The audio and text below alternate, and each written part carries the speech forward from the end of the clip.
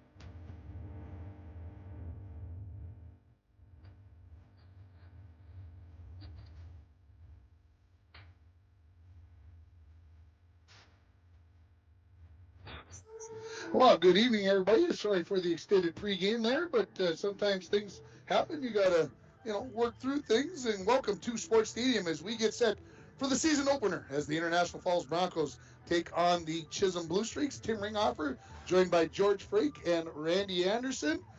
George, you can hear me? I can hear you. I can hear you. Randy, can you hear me down there?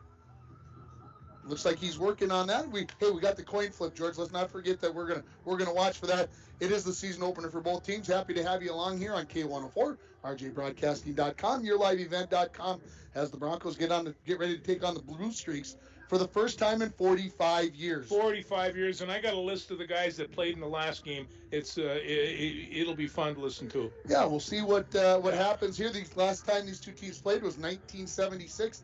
It was a 52-0 win for the International Falls Broncos. They had a very good team. In that IRC game that last time they played.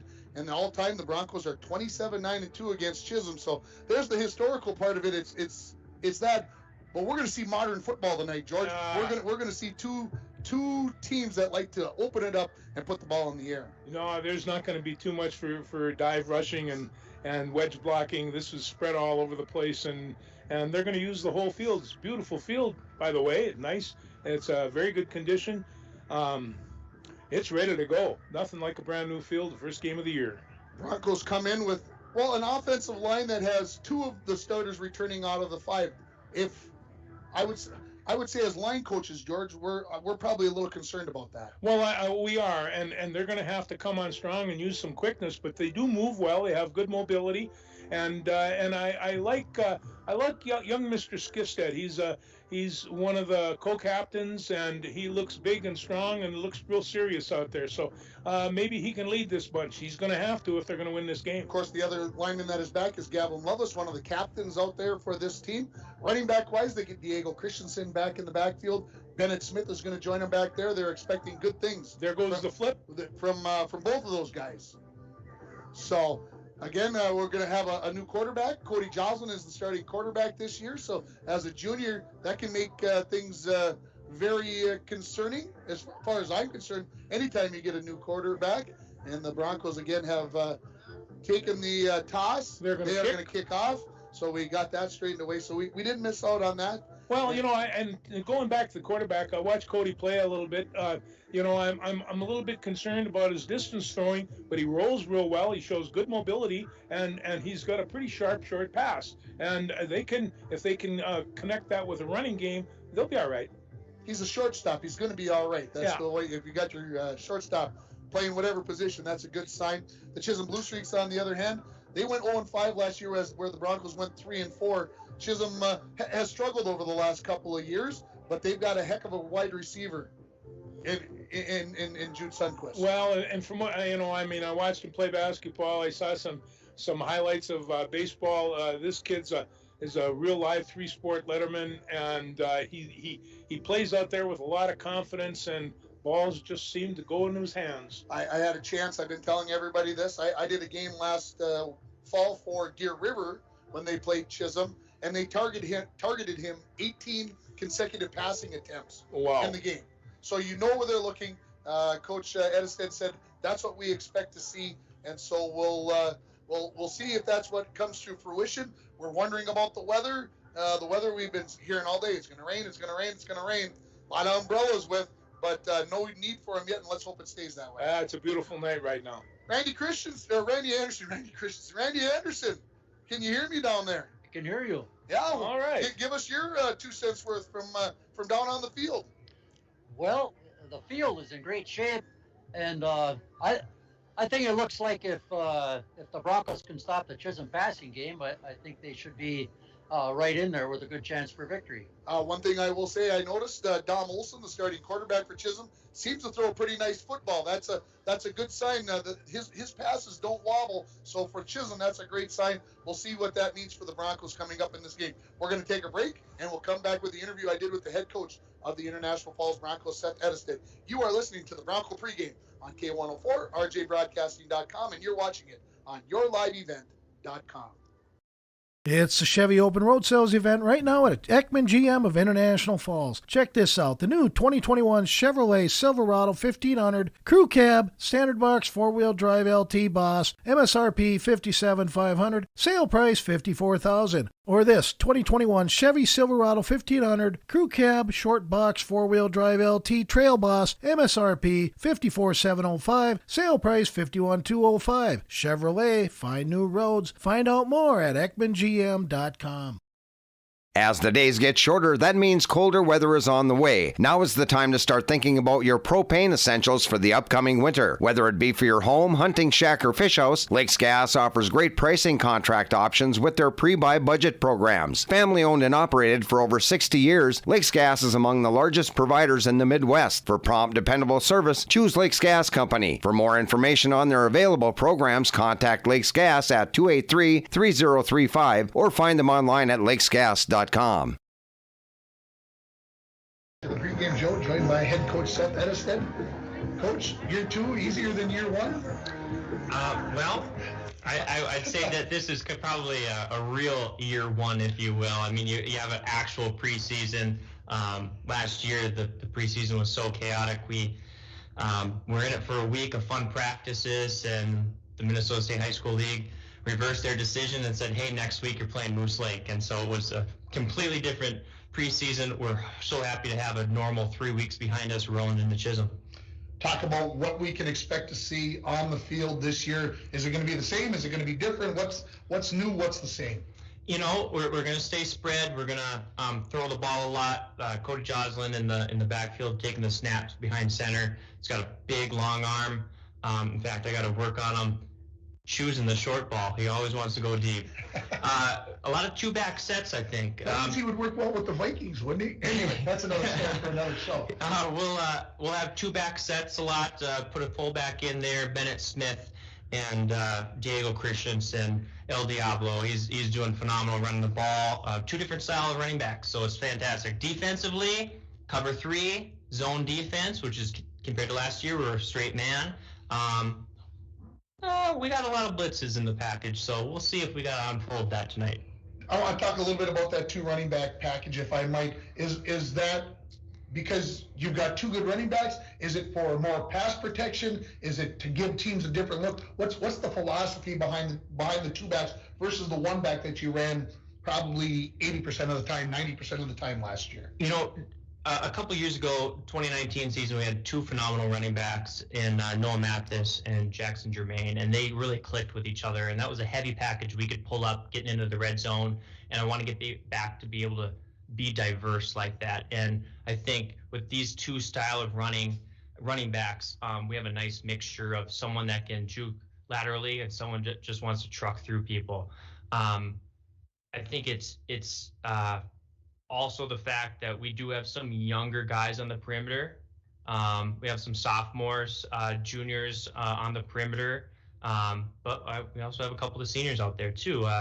It's a mix of reasons for sure. Sure, I get that. So talk about somebody new, just one person. Pick somebody new who maybe wasn't with the team last year or who stepped up from a freshman, sophomore spot that's going to have a prominent role maybe on both sides of the ball. You know, first kid that came to mind when you said new was Carter McBride, senior, first time out for football, and the kid has improved every single day. He's gotten better. He's playing cornerback for us. The kid wants the ball. He wants to come up and hit. He can catch. He's improved tremendously from being pretty green to now he's pretty gritty. He wants to come up and hit like a safety, so it's awesome. Talk about the Chisholm Blue Streaks. What do you know? Well, they're a spread offense as well.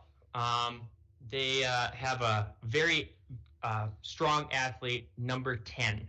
Number 10 plays all over the place, okay?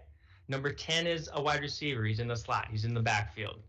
If we can shut that down, we're going to do all right.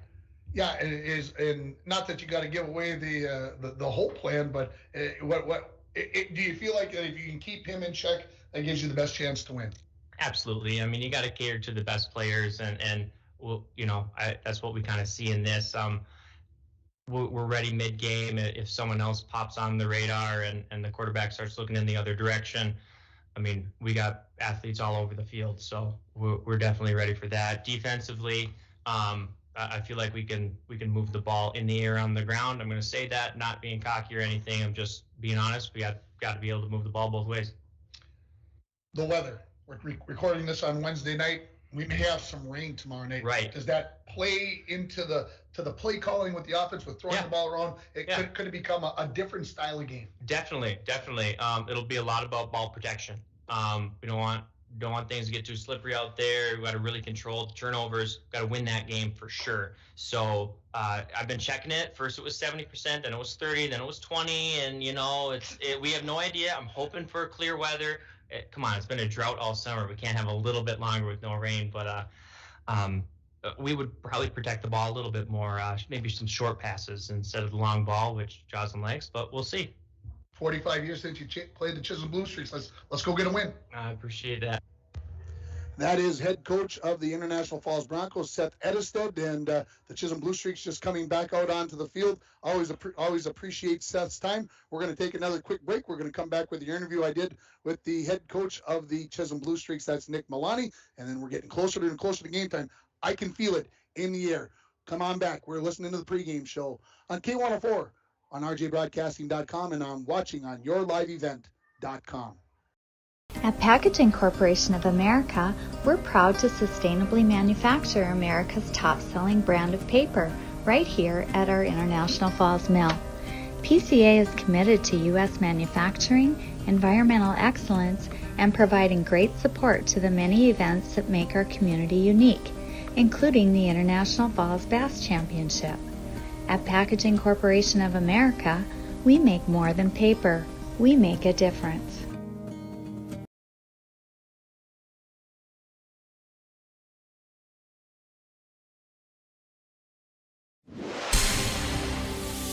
And we're back with breaking news. The new Coke Zero Sugar might be the best Coke ever. That's right, Jam. With an improved taste and 0 calories, make sure... Jam. Ooh, yes, this tastes like the best Coke ever to me. We're on the air. I need to try it first. With zero sugar and now even more delicious, it's the new Coca-Cola Zero Sugar, the best Coke ever. Find out for yourself. It's finally here. Are your kids ready? Yeah, they can't wait to get going. They're chomping at the bit to get going. Talk a little bit about your team. What kind of team is it, and what are you expecting for the season?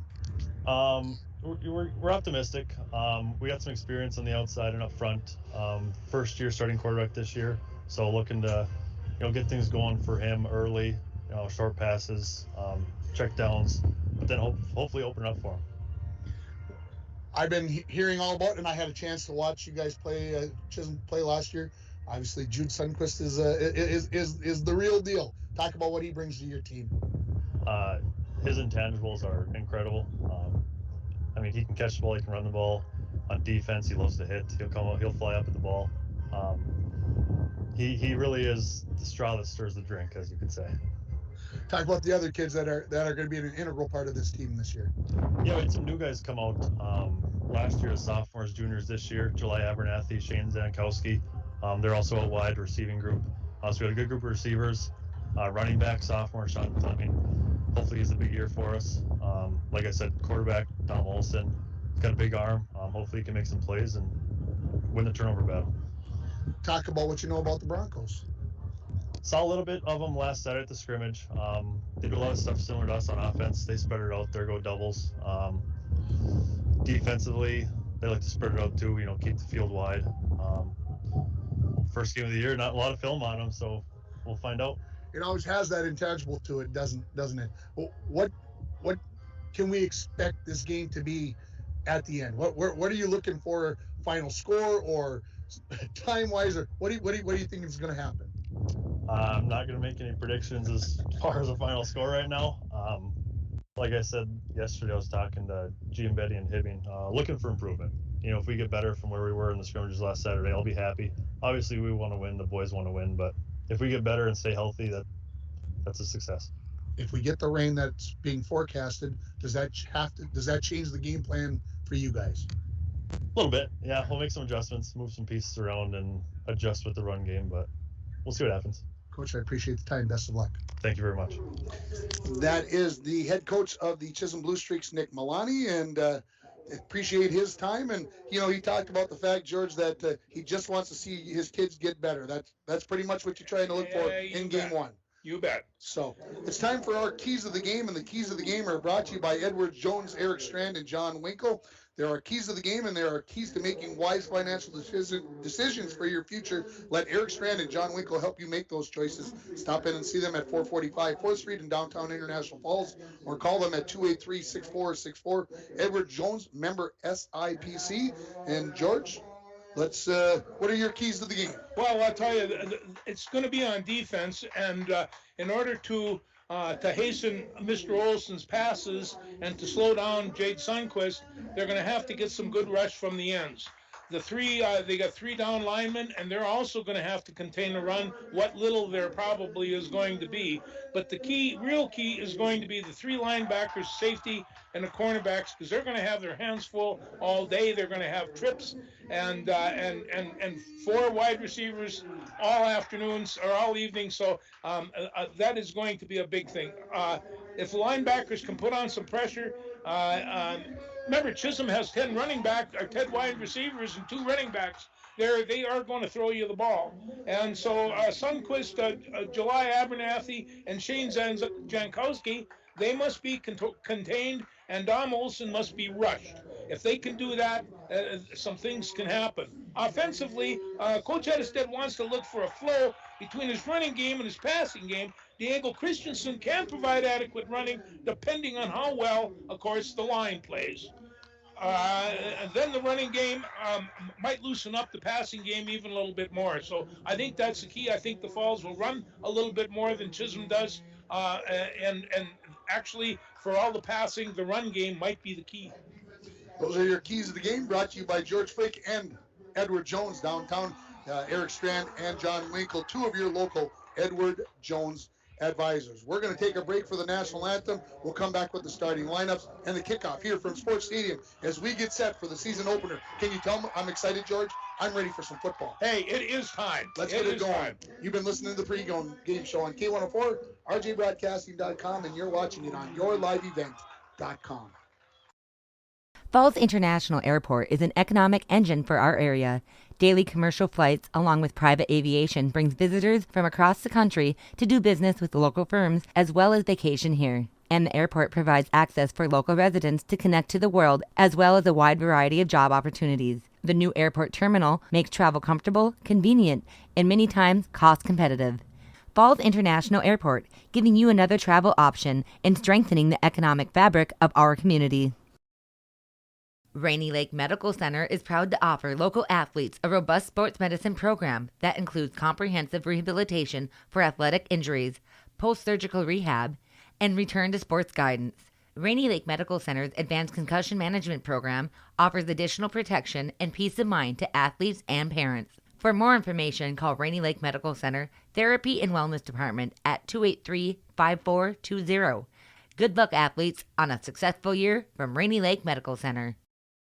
It's the Chevy Open Road Sales event right now at Ekman GM of International Falls. Check this out. The new 2021 Chevrolet Silverado 1500 Crew Cab, Standard Box 4-Wheel Drive LT Boss, MSRP $57,500, sale price $54,000. Or this 2021 Chevy Silverado 1500 Crew Cab, Short Box 4-Wheel Drive LT Trail Boss, MSRP $54,705, sale price $51,205. Chevrolet, find new roads. Find out more at EkmanGM.com. As the days get shorter, that means colder weather is on the way. Now is the time to start thinking about your propane essentials for the upcoming winter. Whether it be for your home, hunting shack, or fish house, Lakes Gas offers great pricing contract options with their pre-buy budget programs. Family owned and operated for over 60 years, Lakes Gas is among the largest providers in the Midwest. For prompt, dependable service, choose Lakes Gas Company. For more information on their available programs, contact Lakes Gas at 283-3035 or find them online at lakesgas.com. Closer to game time. Hey, you want to get involved with this game? Text me at 324-3053 on who's going to score the first touchdown for the Broncos in the game. This is brought to you by Domino's. So again, text your selection to 218-324-3053. And while you have your phone out, call Domino's at 283-3444 or order online to get your favorite pizza, chicken, wings, pasta, or a sandwich. The winner receives a $5 gift certificate to Domino's. Let's give you the starting defensive lineup for the International Falls Broncos, and it's brought to you by the Sports Shop in downtown International Falls. For honest service and fair prices on bikes, hockey equipment, and more, the Sports Shop in downtown International Falls. On defense, you'll have the going across the front. On ends, you'll have Bennett Smith and Gavin Lovelace. Your tackles are C.J. Hasbargen and Braden Skifstead. Seth Lynch is your nose guard. Your linebackers, Cody Joslin, Cameron Schultz, Diego Christensen. Your defensive backfield of Carter McBride, Ryan Hedlund, and Alex Larson. Cody Joslin is getting ready to kick this game off.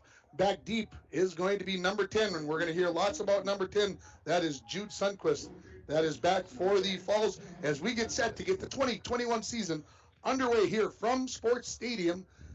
And the Broncos are kicking right to left on your radio dial, and we are underway. This kick is going to be short, going to come down about the 27-yard line, going to be picked up at the 25. This is going to be number 44 for Chisholm.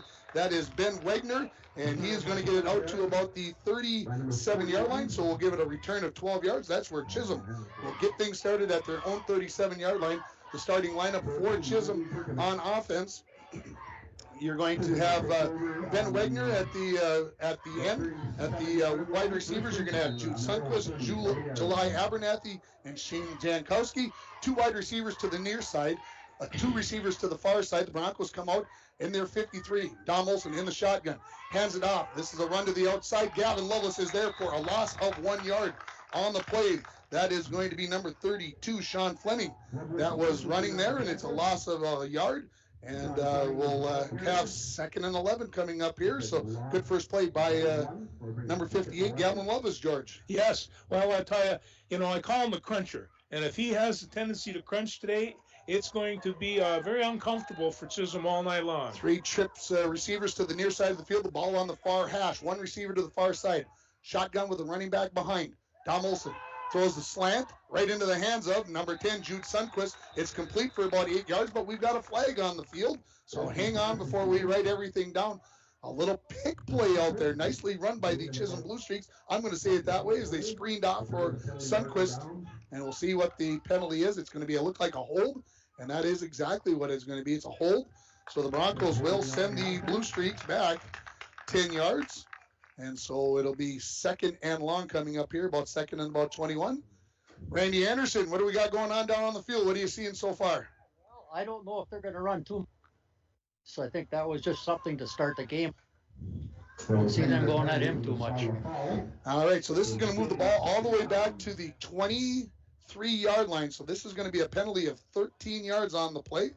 So we'll bring up 2nd and 24 yards for the Blue Streaks. We're just underway here, 11-17 remaining in the first quarter here as we've got a couple of plays under our belts. Happy to have you along on K104, rjbroadcasting.com, and yourliveevent.com. 2 receivers each side. Chisholm in the motion here now is July Abernathy. Dropping back to pass is Olsen. He looks over the middle, right into the seam, and a good catch there by number 24 for the Chisholm Blue Streaks. That is Shane Zankowski, and we've got a flag down here on the far side of the field, but the referee picks that up. It's going to be a completion of 19 yards on the play. 17 on the play. There is no marker down. Oh, they picked that up. We'll see what they've got going on here. And there is no flag. So put the ball on the 42-yard line. 3rd and about 5 yards coming up for the Blue Streak, opening series of this game. No score on your Rainy River Community College scoreboard. Trips tight on this near side of the field. They could be running this way. Quarterback under center. A little toss sweep to the near side. They try to stretch it out. And up comes Cody Joslin from the linebacker position with a big hit. And no gain for Fleming, and the Broncos hold on that play right there. And for no gain or maybe a loss of a yard. So it's going to bring up 4th and 5. And so it looks like it is going to be a punting situation here for the Chisholm Blue Streaks. But we never know about those kinds of things, right? No, we don't. Minute 18 into this game. Back to punt is going to be Nathan Wangenstein. Back deep for the Broncos is going to be Carter McBride. Broncos got 10 guys up, 9 guys up on the line of scrimmage. Now they'll drop 2 guys off to cover the Gunners on the outside. Wangenstein standing at his 30-yard line, and we get a whistle, and we have got delay of game, I believe, as Chisholm was a little confused, and you're going to see that in the first game, George. Well, it is, and I tell you, the way they're throwing this passing offense at it, they are susceptible to those penalties, and penalties could be a factor first game of the year. Yeah, always is, keeping control of the ball and everything else. The starting linemen for Chisholm, before I forget, Jackson Workman, Josh Masusi, Dylan Splinter, Phil Barnard, and Nathan Showalter.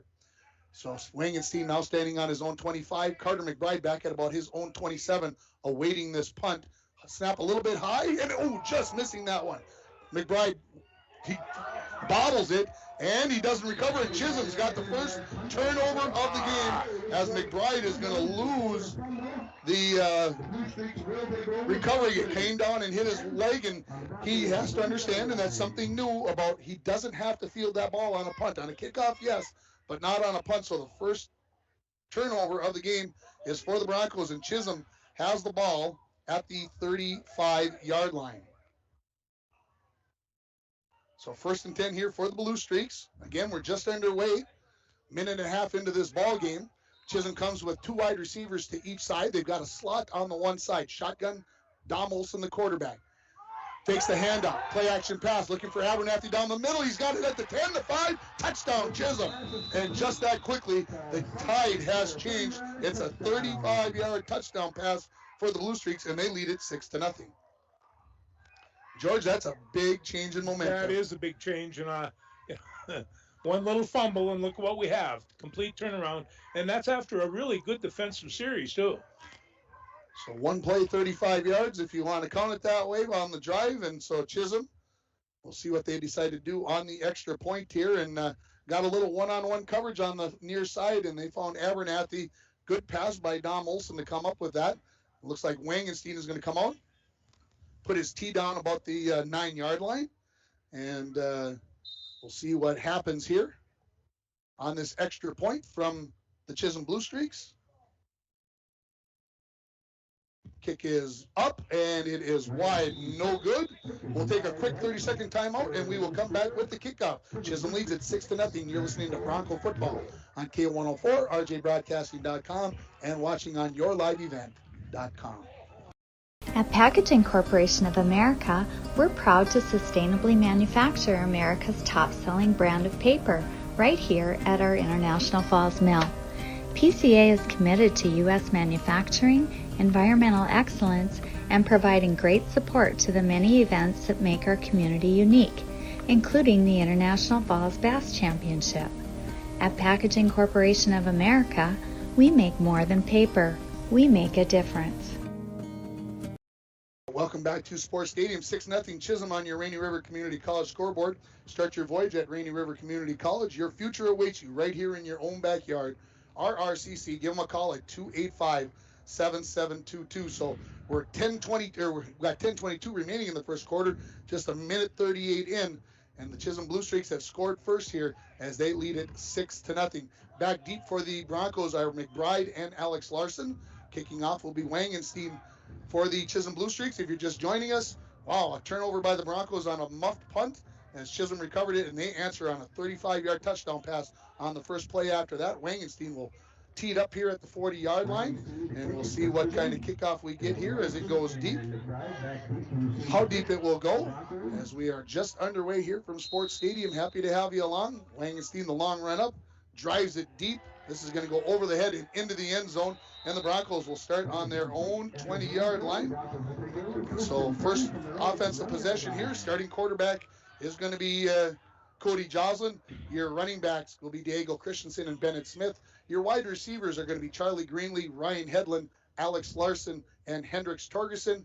Your starting offensive line, Gavin Lovelace, CJ Hasbargen, Cameron Schultz, Braden Skifstead, and Brody Carlson. Of course, the Broncos going to come out no huddle most of the time. We're going to see two receivers each side. Diego Christensen is the halfback to the left of the shotgun quarterback, Cody Joslin. First snap from Cameron Schultz. And we're going to get a flag, and somebody flinched, and I believe, is it going to be on Greenlee? Yes, I think he made it look like he was going to go forward, then turn, so the Broncos aren't going to get off the ground here. They will go backwards 5 yards, and so bring up 1st and 15. Don't expect the play call to change too much here. Again, 4 wide receivers, 2 on each side of the ball. Possible blitz coming. Now Greenlee in motion to the far side of the field. Joslin drops back to pass. One-on-one, wide open down the near side. Alex Larson all by himself. He catches at the 45, 50, into Chisholm territory, inside the 40. And he brought down at the 36-yard line. It's a pickup of 49 yards on the very first play from scrimmage. So they got Alex Larson soloed up on the backside. One-on-one, wide open down the near side. Alex Larson all by himself. He catches at the 45, he left his 50, defense into all Chisholm behind territory, him. inside. He was so wide open, it was incredible. Broncos quickly up to the line of scrimmage. Stay with 2 wide receivers on each side. We'll get you the Chisholm lineup when we get a chance here. Referee waiting for the chains to get set. We are ready now. 1st and 10 from the Chisholm 36 for the Broncos. Handoff is to Diego Christensen up off the right side. He works through some traffic. He's going to be down 2 yards and gets down to about the 30. Well, we'll call it the 34. We're going to give him 3 yards. George, 2nd and 7 coming up for the Broncos. Chisholm's starting defense. You've got Nathan Showalter, Josmus Susi, Phil Barnard, Dylan Splinter, and that's your up front with your 4 guys. Here come the Broncos. Again, a handoff to Diego Christensen. Went outside, then cut it back up inside. He's inside the 30. He's got a gain of 6 yards on 2nd and 7, so 3rd and short coming up for the Broncos. Your linebackers for the Blue Streaks are Sean Fleming, Ben Wegner, and Jackson Workman. Your secondary is Dom Olson, July Abernathy, Jude Sundquist, and Shane Zonkowski. 3rd and short coming up here for the Broncos. 2 running backs in. This is Bennett Smith, number 45, 1 on each side of the shotgun quarterback. Joslin, handoff to Bennett Smith. He's hit in the backfield, and it's going to be very, very close. This is going to depend upon the spot, and the linesman on the far side, he went forward, then he came back. We're going to see if the Broncos got enough here on this play. He's short. Okay, we got Randy Anderson down there. He's telling us he is short, and that's what the referees are saying as well. It is 4th and short now here. Just under 9 minutes remaining in the first quarter. 6-0. Chisholm leads it on your Rainy River Community College scoreboard. And they got Chisholm to jump. Yes. Where's the flag? They're in the neutral zone. No, they didn't hit the neutral zone. The referee's shaking his head. No. So, see what they decide to do here. Might take a timeout. They look like they were trying to get it. Now they will run it. They hand it off to Christensen. He's hit in the backfield. He drives forward. Did he get enough, Randy? This is going to be close. Oh, he's got plenty. Yeah, He's very close. He's got 2 yards. He got 2 yards there, I think. His jersey stretched that much. Oh, yeah. Down to the 26-yard line. 1st and 10 for the Broncos here. Again, as they continue to run the no-huddle offense. And we're going to call that first pass, that 49-yard pass. The pass of the game brought to you by Northern Lumber. Free estimates, delivery to your worksite, and paint matching. Northern Lumber, everything to build anything, on 307th Street in International Falls. Dropping back to pass, Jocelyn Smith out of the backfield, catches it inside the 20s, brought down at about the 14-yard line. It's a gain of 12 on the play from Jocelyn and Bennett Smith on 307th Street in International Falls. Dropping back to pass, What do you like so Smith far? out of the What's backfield, the catches team it doing? inside the I'll tell you, 20s, the brought down. receivers, we were always wondering who's going to replace Riley Larson. Well, we got a couple. First and 10 for the Broncos here. Two wide receivers to the far side, one to the near side, two running backs in the backfield. Bennett Smith more up like a slot in between the guard and the tackle. Hand off to from Joslin to Christensen. He gets down to about the 12-yard line. We'll call it a gain of 2, and it'll bring up 2nd and 8. Randy Anderson, how's the offensive line firing off down there? I think pretty well here. So we got 2nd and about, they're going to call it about 7 yards, looks like by the stakes. So Broncos in the same formation, one receiver to the near side. Snap to Joslin, throws it out in the flat, caught there by Hedlund. To the 10, makes a move inside the 10, brought down at about the 7-yard line. Looks like he's going to be about a yard short of the first down. Formation, one receiver to the near side. Snap to Joslin, throws it out in the flat, caught there by Hedlund. Got to turn to the 10, makes a move a little bit inside there, the 10, brought down on the microphone there. So 3rd and 2 coming up for the Broncos. So 3rd and 2 here for the Broncos. Two running backs still in the backfield. Joslin takes the snap. It's going to be a quarterback keeper up the middle, inside the 5, and he's down near the goal line. And it's a touchdown. Cody Joslin into the end zone for the touchdown, and we are tied. Those two running backs still in the backfield. Joslin takes the snap. It's going to be a quarterback keeper up the middle, inside the 5, and he's we got down 3 near the goal picks line. For the first touchdown. Nobody correct on those, but thanks for playing along, guys. So the Broncos look like they'll go for 2 here. As they line up here, they're going to stay with those two running backs in the backfield. Very successful here. Big, throw it out into the flat, wide open is Bennett Smith. He's into the end zone. Joslin to Bennett Smith for the 2-point pass. And the Broncos lead it 8-6. What a nice play there from the Broncos as they get a little run fake, and they lead it 8-6 here on your Rainy River Community College scoreboard. We'll take a break. We'll come back with the kickoff. You're listening to Bronco Football on K104 and online at rjbroadcasting.com. And we're back with breaking news. The new Coke Zero Sugar might be the best Coke ever. That's right, Jam. With an improved taste and 0 calories, make sure... Jam. Ooh, yes, this tastes like the best Coke ever to me. We're on the air. I need to try it first. With zero sugar and now even more delicious, it's the new Coca-Cola Zero Sugar, the best Coke ever. Find out for yourself. It's the Chevy Open Road Sales event right now at Ekman GM of International Falls. Check this out. The new 2021 Chevrolet Silverado 1500 Crew Cab, Standard Box 4-wheel drive LT Boss, MSRP $57,500, sale price $54,000. Or this 2021 Chevy Silverado 1500 Crew Cab, Short Box 4-wheel drive LT Trail Boss, MSRP $54,705, sale price $51,205. Chevrolet, find new roads. Find out more at EkmanGM.com. Back at Sports Stadium, we are ready for the kickoff from Cody Joslin. Broncos leading at 8-6 on your Rainy River Community College scoreboard. Kickoff goes to the far side of the field. Picked up again at about the 25-yard line. Up the far sideline is going to be number 24, picked up. That's Shane Zankowski. And he picks up about a dozen yards on the return. And we'll call it at the 37-yard line. So that's where Chisholm will take over. They trail 8-6 here. We're in the first quarter with 6:41 remaining as the Blue Streaks will start 1st and 10 from their own 37. Man, a lot of fireworks, a lot of big passes in this game so far. Yeah, I'll tell you, they really are. Blue Streaks will come out with 2 receivers to each side. One of the receivers to the far side is more like a wing, just lined up just outside the tackle. 1st and 10 for the Blue Streaks. Beautiful night for football here at Sports Stadium. Going to try to throw it in the flat. There it is. It was held. They get it off to Sundquist. Jude Sundquist is going to catch that ball, and he's going to lose about 7 yards on the play. Braden Skifstead came right in, just demolish that play from beginning to end. You're not going to throw the ball very well when you got a guy like Brendan hanging on to. So great. So second and 17 coming up for the Blue Streaks, as again Braden Skifstead applying the pressure on that play, and Sundquist caught that ball about 4 yards in the backfield and then was taken down 3 yards deep. Again, 2 wide receivers each side, a running back alongside the quarterback in the shotgun. Second and 17.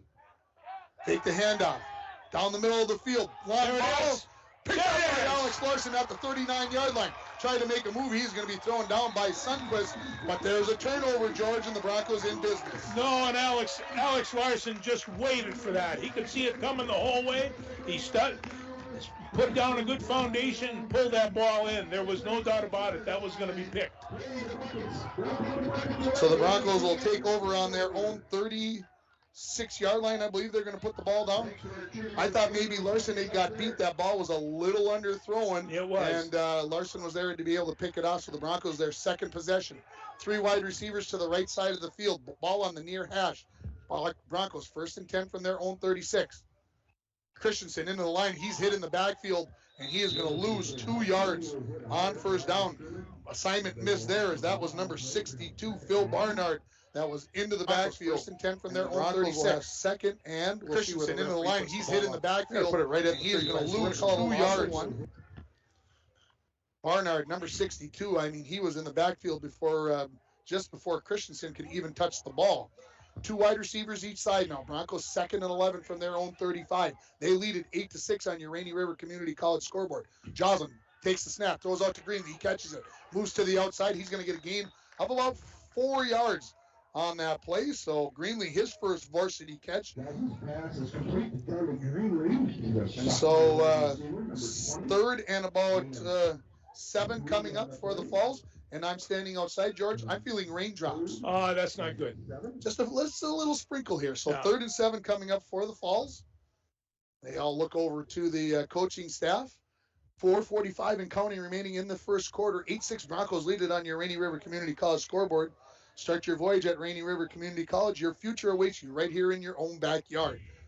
Joslin takes the snap, drops back. Looks right, throws right, and overthrows Christensen out of the backfield. So the first incompletion for Joslin, and that will bring up 4th and 7. And I got to believe a punting situation. And here comes Bennett Smith into the ball game. Looks like number 45, Bennett Smith, in for the Broncos to punt. Yeah, and it will be Smith that will punt. And it's number 54 that's going to do the snapping. That is Cameron Schultz, who's the long snapper, along with being the snapper for the regular center snaps. It is Jude Sundquist that is deep. He's back on his about own 25-yard line. The punt is away from Smith. He drops at about the 29, rolls to the right, picked up at the 28. Sundquist has it. He's out to the 40, and he is going to be brought down there by number 7, Carter McBride. And so it's a punt.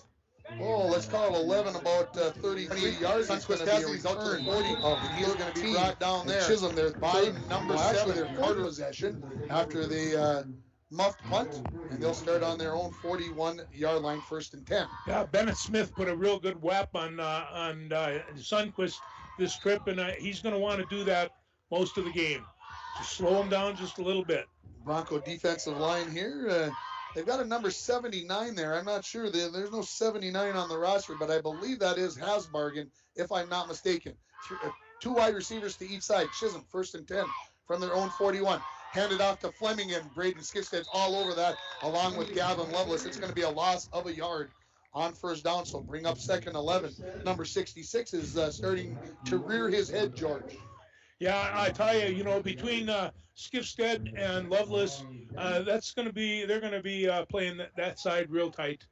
One thing that you'll notice about these two teams, they play with lots of wide receivers. Chisholm usually goes into the huddle. The Broncos do not.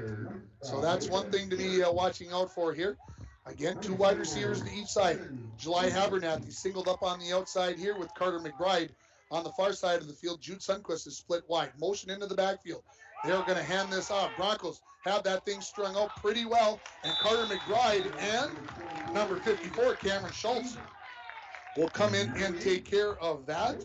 And it is going to be no gain.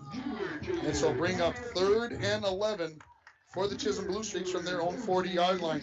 When you get linebackers and cornerbacks coming and making the hit, That's all you can ask, and that will shut it down. The defensive line is keeping a wall up there pretty well, allowing the linebackers to flow. I think that's the big thing right now.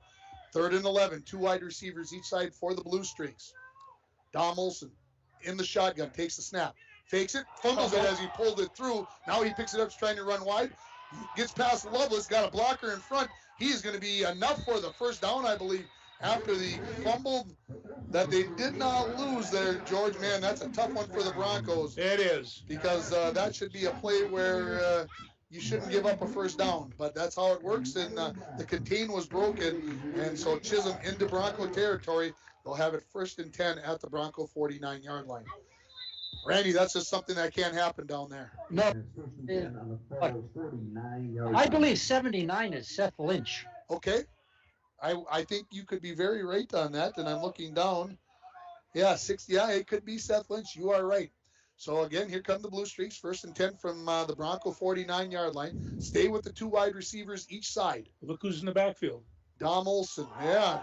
Mr. Sundquist gets it, breaks a tackle, breaks a second tackle, 45-40 down the near sideline, breaks through another tackle. He's off to the races. He could get into the end zone, and he is. And the Chisholm Blue Streaks lead it 12-8. Just like that, number 10 rears his head, and with 2:14, breaks the second tackle, 45-40 down the near sideline. First quarter, breaks through another tackle. He's off to the races. He could get into the end zone, and he is. That's stunning. It is. They had him dead to right, and the tackler just bounced off of him. He's an athlete. He is an athlete. So 12-8 the lead. We'll see if Chisholm is going to attempt the extra point kick here. Also, I think maybe he's faster than a couple of those guys. He might be the fastest guy in the field. He's got some pretty good speed. I agree with you there, Randy. Very observant. So the extra point attempt here, Nathan Wangenstein, they're going to move that tee back. I thought they were a little tight. And so we'll see how the kick goes. Last time he was wide right. Snap, kick, up. Oh, that's right down Broadway. The kick is good by Nathan Wangenstein, and it's 13-8 now here in favor of the Chisholm Blue Streaks. We'll take another break. We'll come back with the kickoff. You're listening to Bronco Football on K104, rjbroadcasting.com, and watching it on yourliveevent.com. Rainy Lake Medical Center is proud to offer local athletes a robust sports medicine program that includes comprehensive rehabilitation for athletic injuries, post-surgical rehab, and return to sports guidance. Rainy Lake Medical Center's Advanced Concussion Management Program offers additional protection and peace of mind to athletes and parents. For more information, call Rainy Lake Medical Center Therapy and Wellness Department at 283-5420. Good luck, athletes, on a successful year from Rainy Lake Medical Center. At Sports Stadium here, 2:14 remaining in the first quarter. The score, Chisholm 13, International Falls 8 on your Rainy River Community College scoreboard. And wow, Jude Sundquist broke a tackle at about the 50, broke one at the 40. He broke one about the 25, and then he just outraced everybody to the end zone. He turned the corner, and that's all there was. One missed tackle, and he was gone. So you noticed that right off the bat, George, that I he did. was in the backfield, and you were very on top of things. And again, a few slight raindrops out there.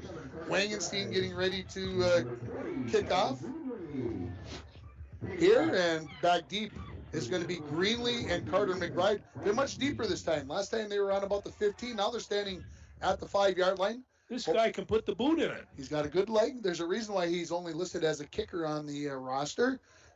He must do that and do that well. I wonder if he's a soccer player. I don't know. Could very well be, as the rain starting to come down a little bit harder here at Sports Stadium.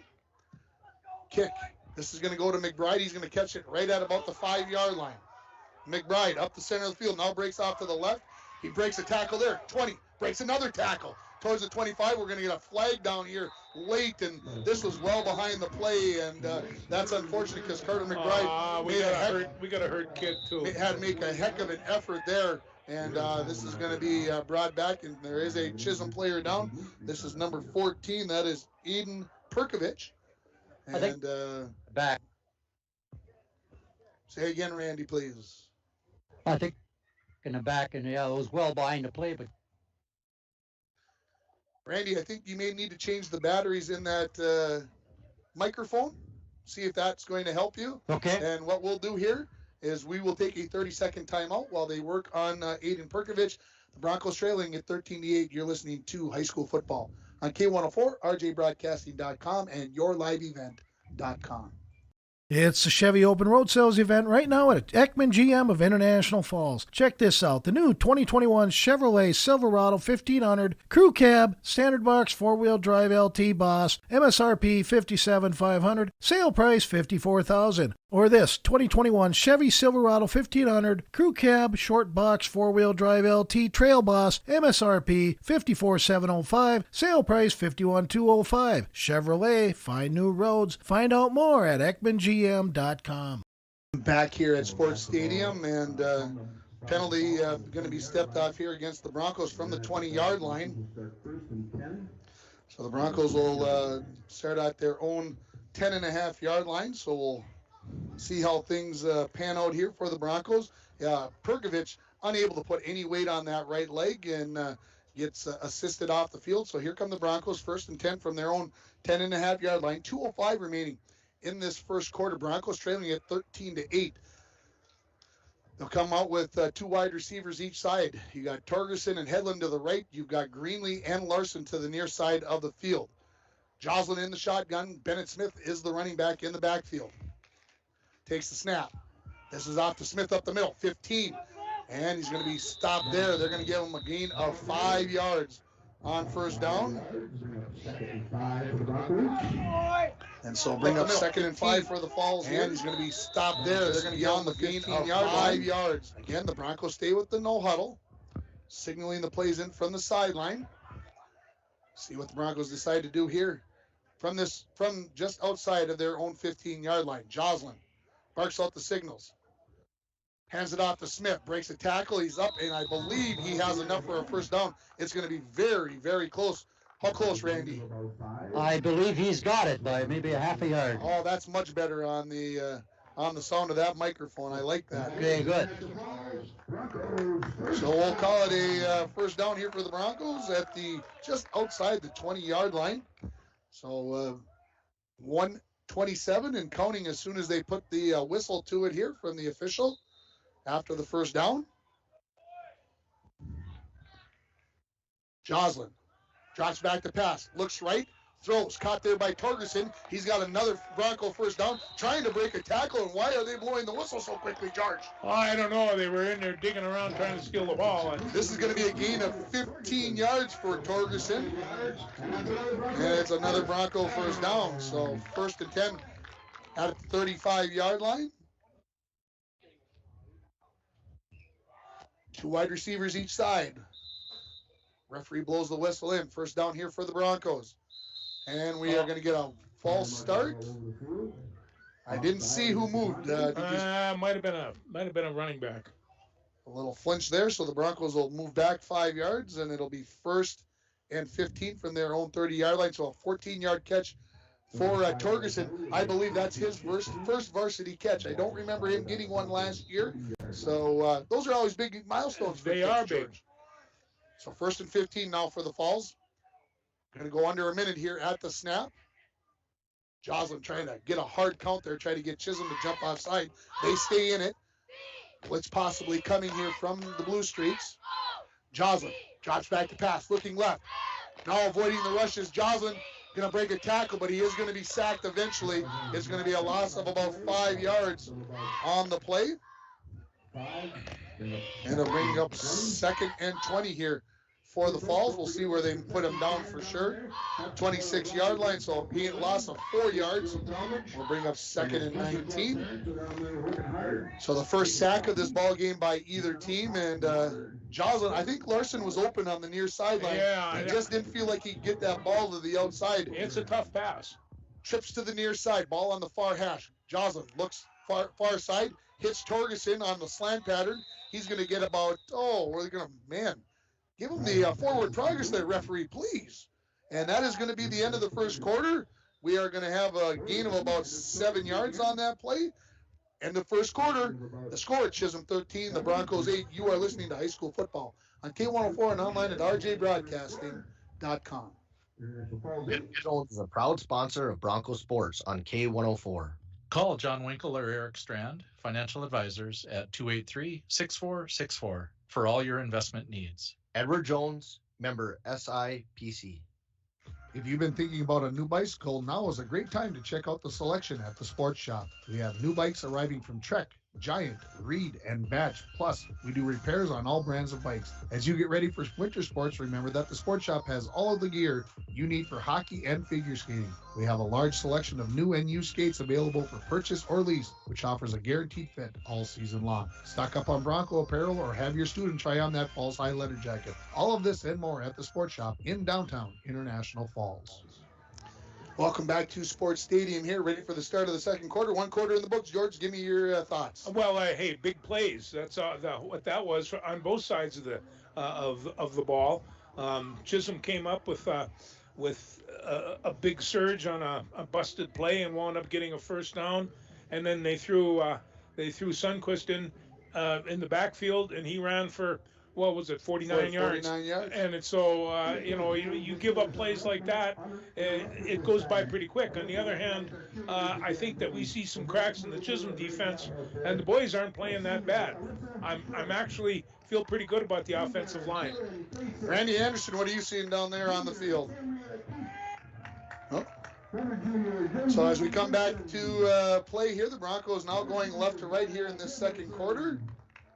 And Randy, if you can hear me?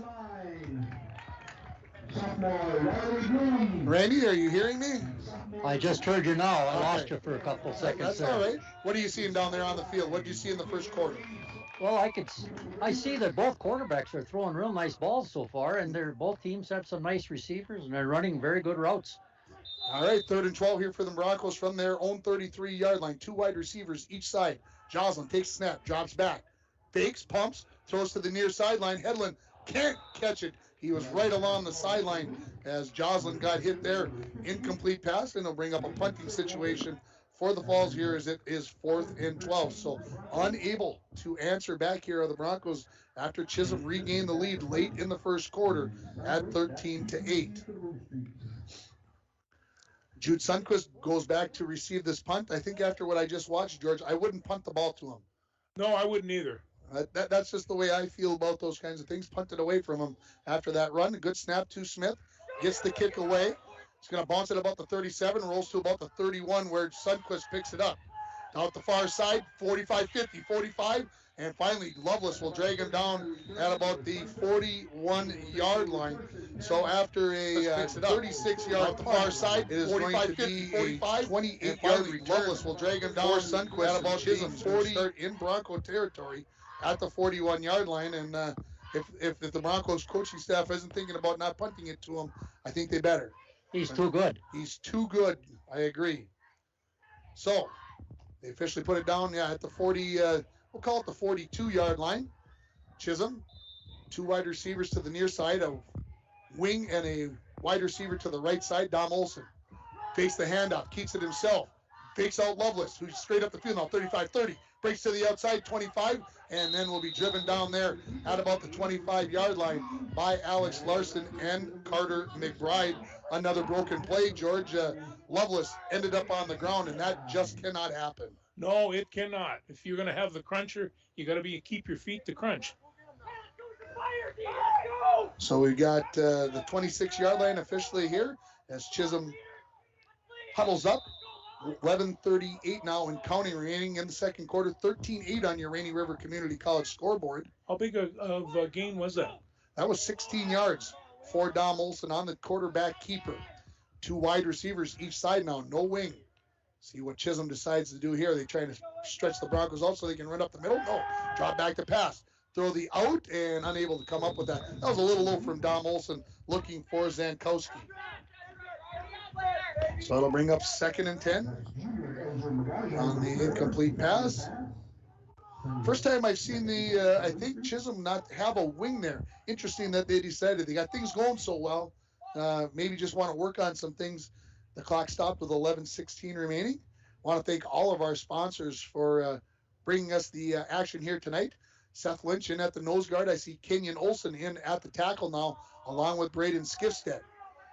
A trips bunch to the right side of the formation, ball right in the center of the field, and under center now. Number 10 in the backfield. They give him the pitch to the far side. Broncos very aware in the first contact there is by number, if I can see who he comes up. That is number 63. That is Brody Carlson for the International Falls Broncos. He hits Sundquist, well, pretty much in the backfield there. Let's see where they put it down. No gain. No gain. For Sundquist. So last time he touched the ball, he went 49. This time he goes 0. And that's a good defensive effort there by number 63, the sophomore Brody Carlson. Give him a lot of effort, or a lot of kudos as he stepped in there. 3 wide receivers now to the near side of the field. Ball sitting on the far hash, third and 10, from the Bronco 26-yard line. Dom Olsen drops back to pass. Looks left, now looks right.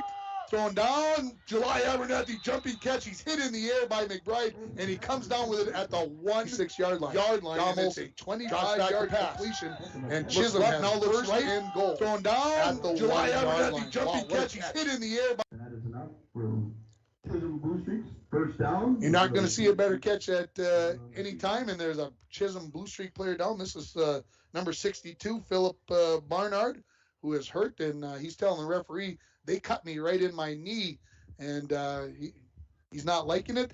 So, well, the defender was right on him that time. That pass had to be where it was. Yeah, he threw it up high. That's a good observation, Randy, definitely. And just one of those plays where, hey, the kid goes up and makes a nice athletic play.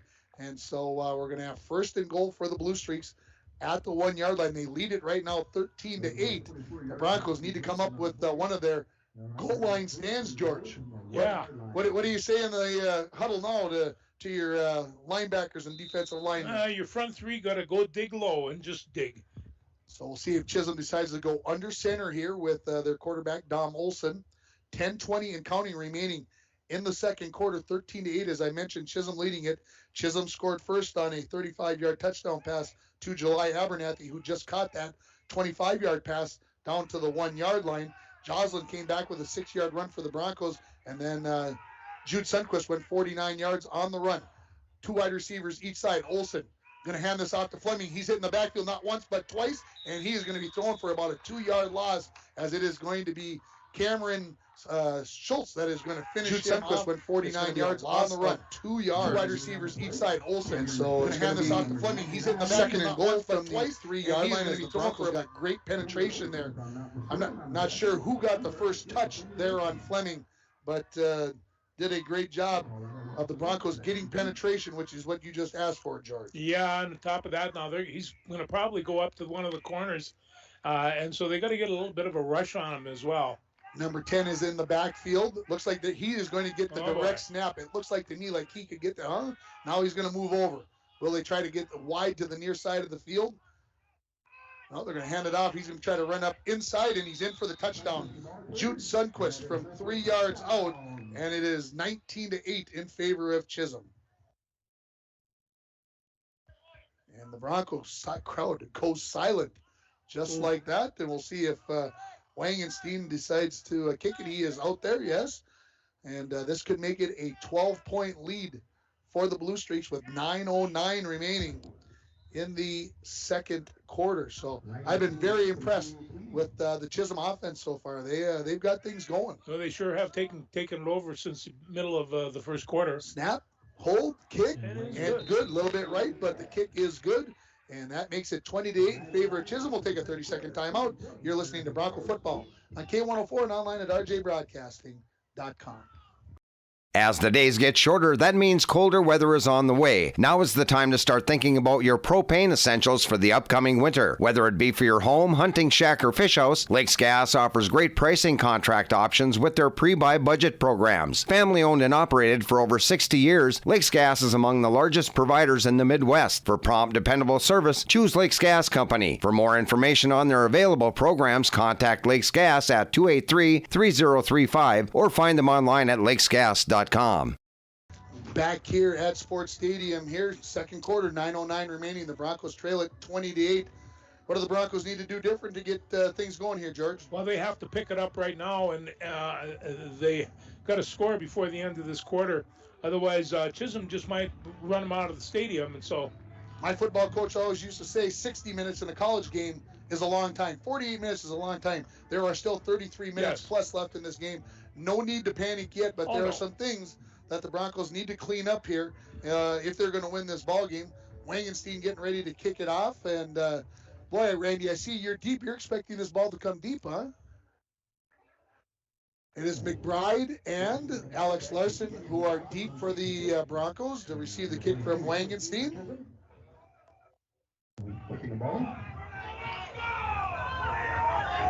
So the Broncos trailing 20-8 here. Chisholm 2 touchdowns in the first quarter. They just got that one right here in the second quarter. Skies look like they could be darkening, but still just a sprinkle here at Sports Stadium. Wangenstein's kick is in the air. This is going to be a little shorter.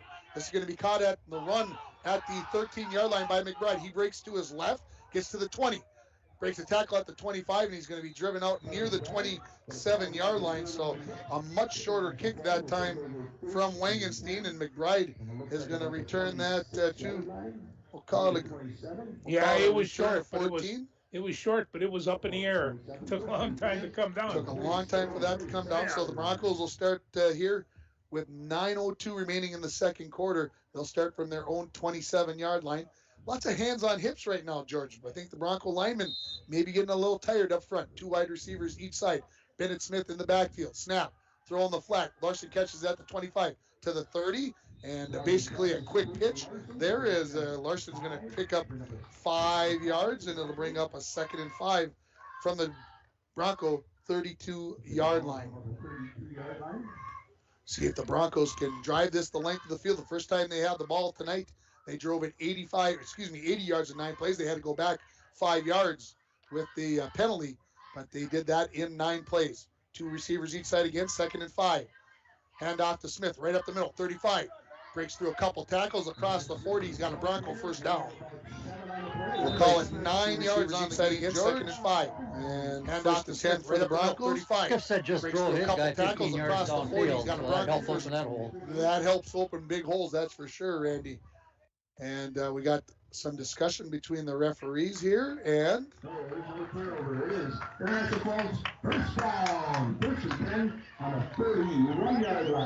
I agree with you guys. This is a key time of the game here. They need to keep their composure and get something positive here. And answer back, I agree. 2 wide receivers each side. Joslin in the shotgun, ready to take the snap from Cameron Schultz. 4-man rush. Throw it in the flat. Torgerson catches at the 41. Breaks into the middle. Gets towards midfield, and he'll be brought down really close to a first down. I think he's got it. I'm standing right there. I'm calling it, George. He's got the first down. No, and I tell you, did you see him cover up that ball on his way down? He was protecting that ball. That was a very fine catch. So 10 yards for Hendricks. Torgerson on the catch. He caught that basically at the line of scrimmage and did the rest by himself there.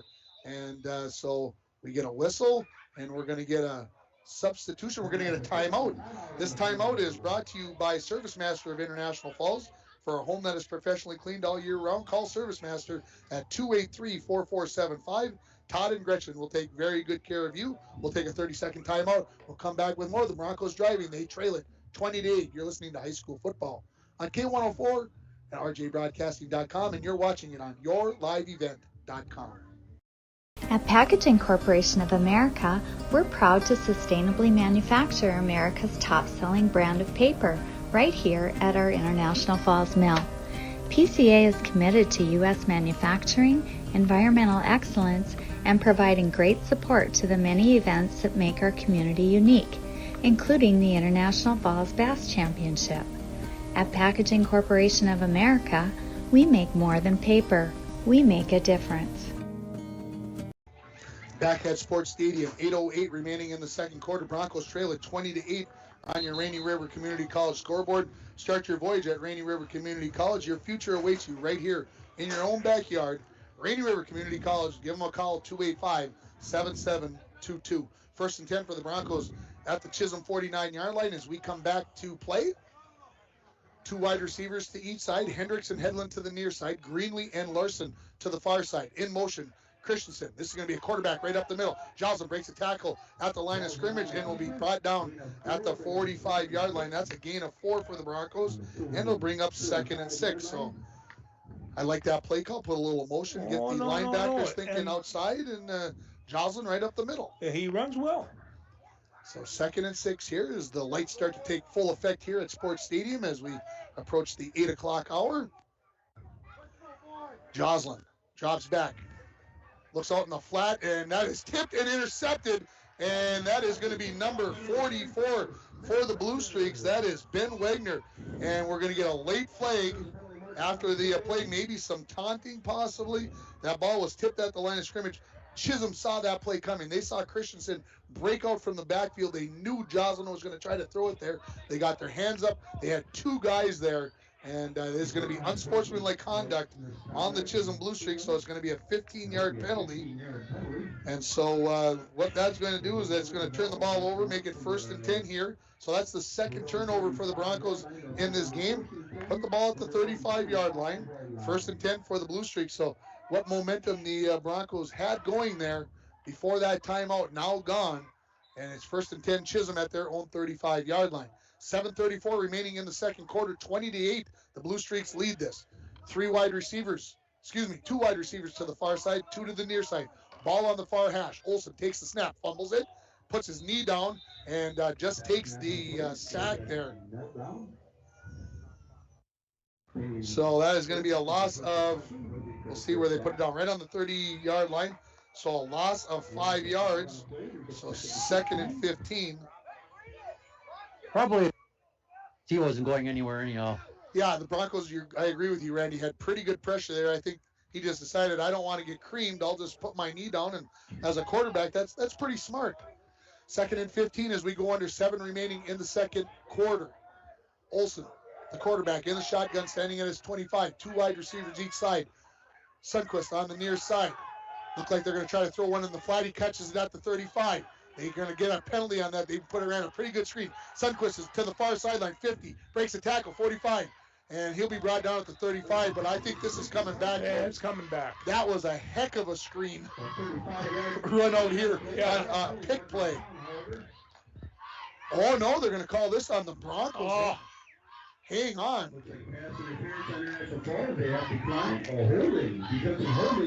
Wow, so this play is going to go, and I apologize, but to me that looked like a pretty good pick. So from the 30-yard line to the 36-yard line is going to bring up a 34-yard gain from Jude Sundquist. And 1st and 10 for Chisholm in Bronco territory at their 37-yard line. And Chisholm ran that play earlier, ran it to perfection, and they got it again here as Sundquist caught that ball on the left-hand side, took it all the way to the far side of the field. Fake the handoff. Olsen gets to the outside and makes 2 people miss. He's going to be outside and gets out of bounds at about the 30-yard line. And the Broncos right now not making good open field plays out there as Olsen made a nice move out there. And it will be 2nd and 1 after the 9-yard gain for Dom Olsen. And the Broncos not doing a good job of containing the outside right now. Chisholm driving again. They lead at 20-8 on your Rainy River Community College scoreboard. Right now, Chisholm in control of this game. Sundquist is going to come to the near side. Abernathy to the far side. Olsen remains in the shotgun. Hands it out to Fleming up the middle. He's got enough for the 1st down. He is going to be stood up there and driven back by Cameron Schultz and Gavin Lovelace. But he's got enough for the 1st down as they'll mark him at 27-yard line. I think he's... Ooh. Yeah, before you call that, Mark Glowak, the PA guy, they're going to... I thought he had enough. I think they gave him a pretty poor spot there, to be honest. So a gain of 1 is enough, they say, for the 1st down. What'd you see down there, Randy? Oh, I would have called for a measurement. To me, he was about a foot short. Okay. That's why we got you down there, Randy, to keep us informed. Here come the Blue Streaks. 1st and 10 from the Bronco 27-yard line. 2 wide receivers each side. Olsen fakes the handoff. Looking. Throws down the middle. And picked off? Yes, I believe. No, he dropped that. Oh. I thought he had that. The player there, the Broncos, that is number 82, Torgerson, right there. Somehow that ball went through his hands. I don't know if I can explain that, folks.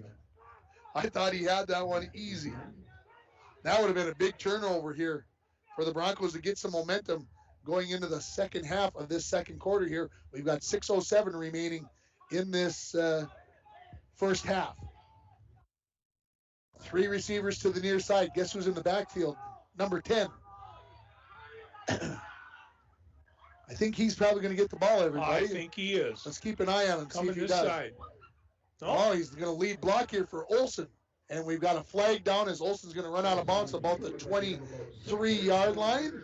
But I think we got a holding call coming up, and that is exactly what it is.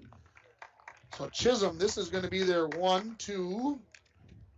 That's their 4th penalty of the game so far. Usually game ones are, you have a lot of penalties. That's the way things go. When they walk this 10 yards off, it is going to be, from the spot of the foul, this is going to end up being a 15-yard penalty. So come up with 2nd and 25 from the Bronco 42-yard line. Yeah, that holding penalty, that's from the spot of the hold. Yeah, that was a lot of times. A lot of officials don't always do it that way, though, George or Randy, because they watch too much NFL and college football. That can be a 15 to 20-yard penalty sometimes. 2nd and 25 here, 2 receivers each side. Olson drops back to pass, looks down the middle, flicks it, wide open. Is the Chisholm receiver at the 22, makes a move, end up to the middle, and he's down near the 10-yard line, and it's a first down on 2nd and 25, as that pass is going to go to Ben Wagner. And that's another big play on 2nd and long, as they are going to put the ball at the 11-yard line. That's a gain of 31 yards on 2nd and 25. So 1st and 10 for the Blue Streaks at the Bronco 11-yard line. And if I sound disappointed, folks, that's because I am. That's a tough one. You cannot give up 32-yard passes, 31-yard passes on 2nd and 25. Olson under center this time, the quarterback. Flicks it to Sundquist. He's inside the 10, puts his head down. He'll be down to the 5-yard line. It's a gain of 6 yards. Bring up 2nd and 4 now for the Blue Streaks, as they are knocking on the door again. 20-8, they lead it, looking to make this possibly a 3-score game. As I look back for the Blue Streaks, they punted on the first series of the game. They haven't punted since. And then the Broncos muffed the punt and turned it right back over. So technically, if you want to think about the Blue Streaks, they've only been stopped once, but even on that drive, really not stopped. 2nd and 4 from the 5-yard line. Sundquist in the backfield. Olson under center. Olson fumbles it, and Broncos, I think, got it. They do. They got it? Come on, we got to get an official to say it. All the players are saying it. Are the Broncos are saying it? There they go. And who came up with it? That is number 24. And the Broncos come up with the stop. And we'll take that. That's a big turnover for the Broncos there, and maybe a turning point in this ball game. So the Broncos will start 1st and 10 from their own 5-yard line. I think that might have been Diego that popped that one. I think it was Diego that came up with that ball. So 3 wide receivers to the far side. Ball right in the middle of the field. Joslin standing near his own goal line. Hands this off to Christensen, and there's a lot of white jerseys there. He's going to get about 2 yards before Sundquist and a host of others come in on the tackle. So 2nd and 8 from their own 7-yard line. 4:35 and counting remaining in the second quarter. The Broncos trail at 20-8 on your Rainy River Community College scoreboard. Broncos all looking towards the sideline, looking for the signals from the coaches. Greenlee and Larson to the left-hand side. Hedlund and Torgerson on the right-hand side. Joslin waits for the snap, has it. Handoff again to Christensen, and he's off the left-hand side, and we're going to give him 2 yards on the play. So we'll call it 3rd and 7 coming up for the Broncos from the 8-yard line. Pretty conservative play calling there. Bennett Smith in now, as the Broncos have 3rd and 7 from their own 8-yard line. Broncos taking some extra time, making sure they get the right play call here. Now Greenlee comes over and lines up his trips on the near side. Isolate Larson on the left-hand side. See if that's where they're going to go with this. There's a little breeze with them, with the Broncos. Going to throw it deep. Larson just heaved up there. Can Larson go up there and get it? Oh, he had a chance at it there. Good defense there by number 24 for the Blue Streaks. That's Shane Zankowski. And the Broncos will have to punt. 4th and 7 now for the Broncos. Clock stops with 3:20 remaining. Number 10, Sundquist is back deep to receive for Chisholm. And Bennett Smith will be punting for the Broncos. I told you, George, before the game that I said we'd probably see about 75 passes in this game. We've only had 21 so far. No, there aren't that many. It seems like there could be more. Jude Sundquist stands at his own 45-yard line. Bennett Smith from his own end zone, ready to punt it. Tries to punt it away to the right. It rolls, and it will go out of bounds at about the 43-yard line. I like that punt a whole lot. That was a real 35-yard punt, no return, which is better. And Chisholm will take over 1st and 10 from their own 43-yard line. Randy, you broke up there a little bit at the end. What did you have to add there? I thought that was a real nice punt. He got kept it away from. So here come the Chisholm Blue Streaks. 3:12 remaining in this second quarter. They lead it 20-8. Looking to add one here before halftime. That would be a very tough overcome for the Broncos if they trailed by 3 scores. 2 wide receivers each side. Again, Dom Olsen in the shotgun. Fumbles it, picks it up, rolls to his right, throws over the middle, wide open. Again is Wagner at the 25, looking to break a tackle. He's going to be brought down there at the 23-yard line. It's a gain of 20 yards. Well, he's finding that 3rd receiver now. The last few plays, they've got more than the 2 ends. They definitely are getting. I know the Broncos are trying to play zone defense, but they have to understand that you're not just playing a zone. You got to play the guy in the zone. Yeah, because the middle of that zone is open. That is wide open, and Chisholm right now is picking it apart. We go under 3 minutes remaining. Chisholm leading it 20-8 on your Rainy River Community College scoreboard. 2 receivers to the left, a wing and a wide receiver to the right. Handed off to Fleming up the middle. He's hit right at the line of scrimmage, and he's going to be brought down there with the quick whistle.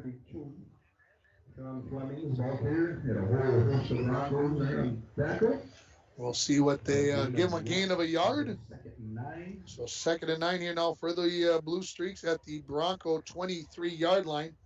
I believe Seth Lynch and Braden Skifstead and Kenyon Olsen all up front there. We'll give those 3 guys credit there. No place for Fleming to go.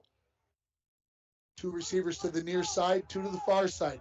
July Abernathy, the near wide receiver, now coming in motion.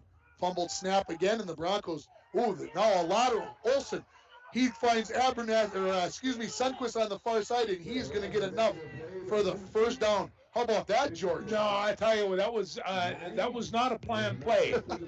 Zankowski came in motion. He got the handoff from the quarterback. He was going to get tackled. He turned around and flipped it to the quarterback, Olsen, who finds Sundquist open on the far side. And wow, what a crazy play! That was. We've had 3 or 4 of those tonight. So I'm going to see where they put the ball down. They put it at the 15-yard line. So it is going to be a gain of 8 yards on that play. It's going to be 3rd and a short one coming up. A timeout taken by the Chisholm Blue Streaks. And this timeout is brought to you by Service Master of International Falls for a home that is professionally cleaned all year round. Call Service Master at 283-4475. Todd and Gretchen, they will take very good care of you. Broncos got their backs to the wall here, George. They do.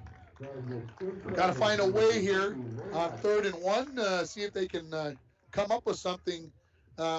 This is 4-down territory. It's 2 plays here for Chisholm. So if I'm the Blue Streaks, I'm thinking I'm going to throw a fade to 10, a fade to 7, a crossing pattern across the middle. I'm going to take a poke at the end zone here, and then think, well, I can get that 1 yard, less than a yard on 4th down. Well, that's what I would do.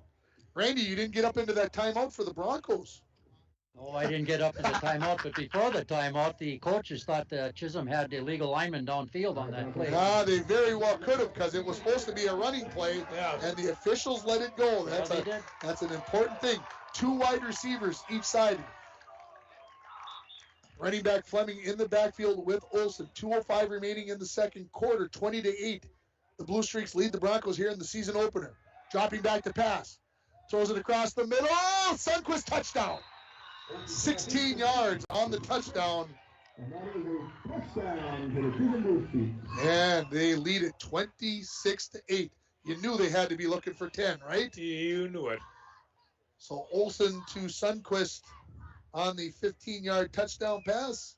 He runs such a good route, and the guy ball. It looks easy, but it's not that easy. No, he broke to the outside and looked like he was going for the corner and just gently stepped in, and there the ball was. 4 plays, 43 yards for the Blue Streaks. They lead it 26-8. Wangenstein out to attempt the extra point. Good snap, good hold. Looks like a good kick from here. It is 27-8. We'll take a 30-second timeout. Oh, hang on. Penalty. We've got a penalty. Hang on. Let's see what this is all about before we go to commercial. It is a personal foul running into the kicker or the holder, one of the two. And so they're going to assess a 15-yard penalty on the kickoff. Let's take that break. You're listening. Roughing the kicker looks like. You're listening to Bronco Football on K104, rjbroadcasting.com, and you're watching it on yourliveevent.com. Falls International Airport is an economic engine for our area.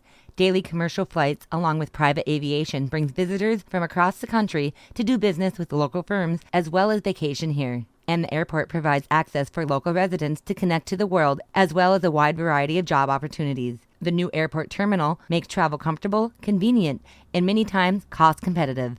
Falls International Airport, giving you another travel option and strengthening the economic fabric of our community. Back at Sports Stadium here again, the 15-yard penalty on either roughing the kicker or the holder. I was watching the ball go through the goalpost, so it's a 15-yard penalty on the Broncos. So that means Wangenstein will be kicking it from the Bronco 45-yard line. George, do you just kick it into the end zone here? Yeah, at this point in time, you're going to rely on your offense and not give them anything big on defense, and then they're in good control of this game and they know it. I'm a big proponent of onside kicking here, George. Well, a lot of people have done it. You want to put a exclamation mark on a great first half for the Blue Streaks? How about an onside kick here from the Bronco 45-yard line? 2 minutes exactly remaining. Broncos down 27-8 on your Rainy River Community College scoreboard. Wangenstein, hand up, whistle comes. He approaches the ball, and he is going to drive this into the end zone, and there will be no return on that kick. So the Broncos will start 1st and 10 from their own 20-yard line. Last time the Broncos started 1st and 10 from their own 20-yard line, they ended up going 80 yards in 9 plays and scoring their only points of the ball game. Well, it would be nice if they did that again. Got 2 minutes to do it. We'll see what the coaching staff has going on here. 2 wide receivers each side.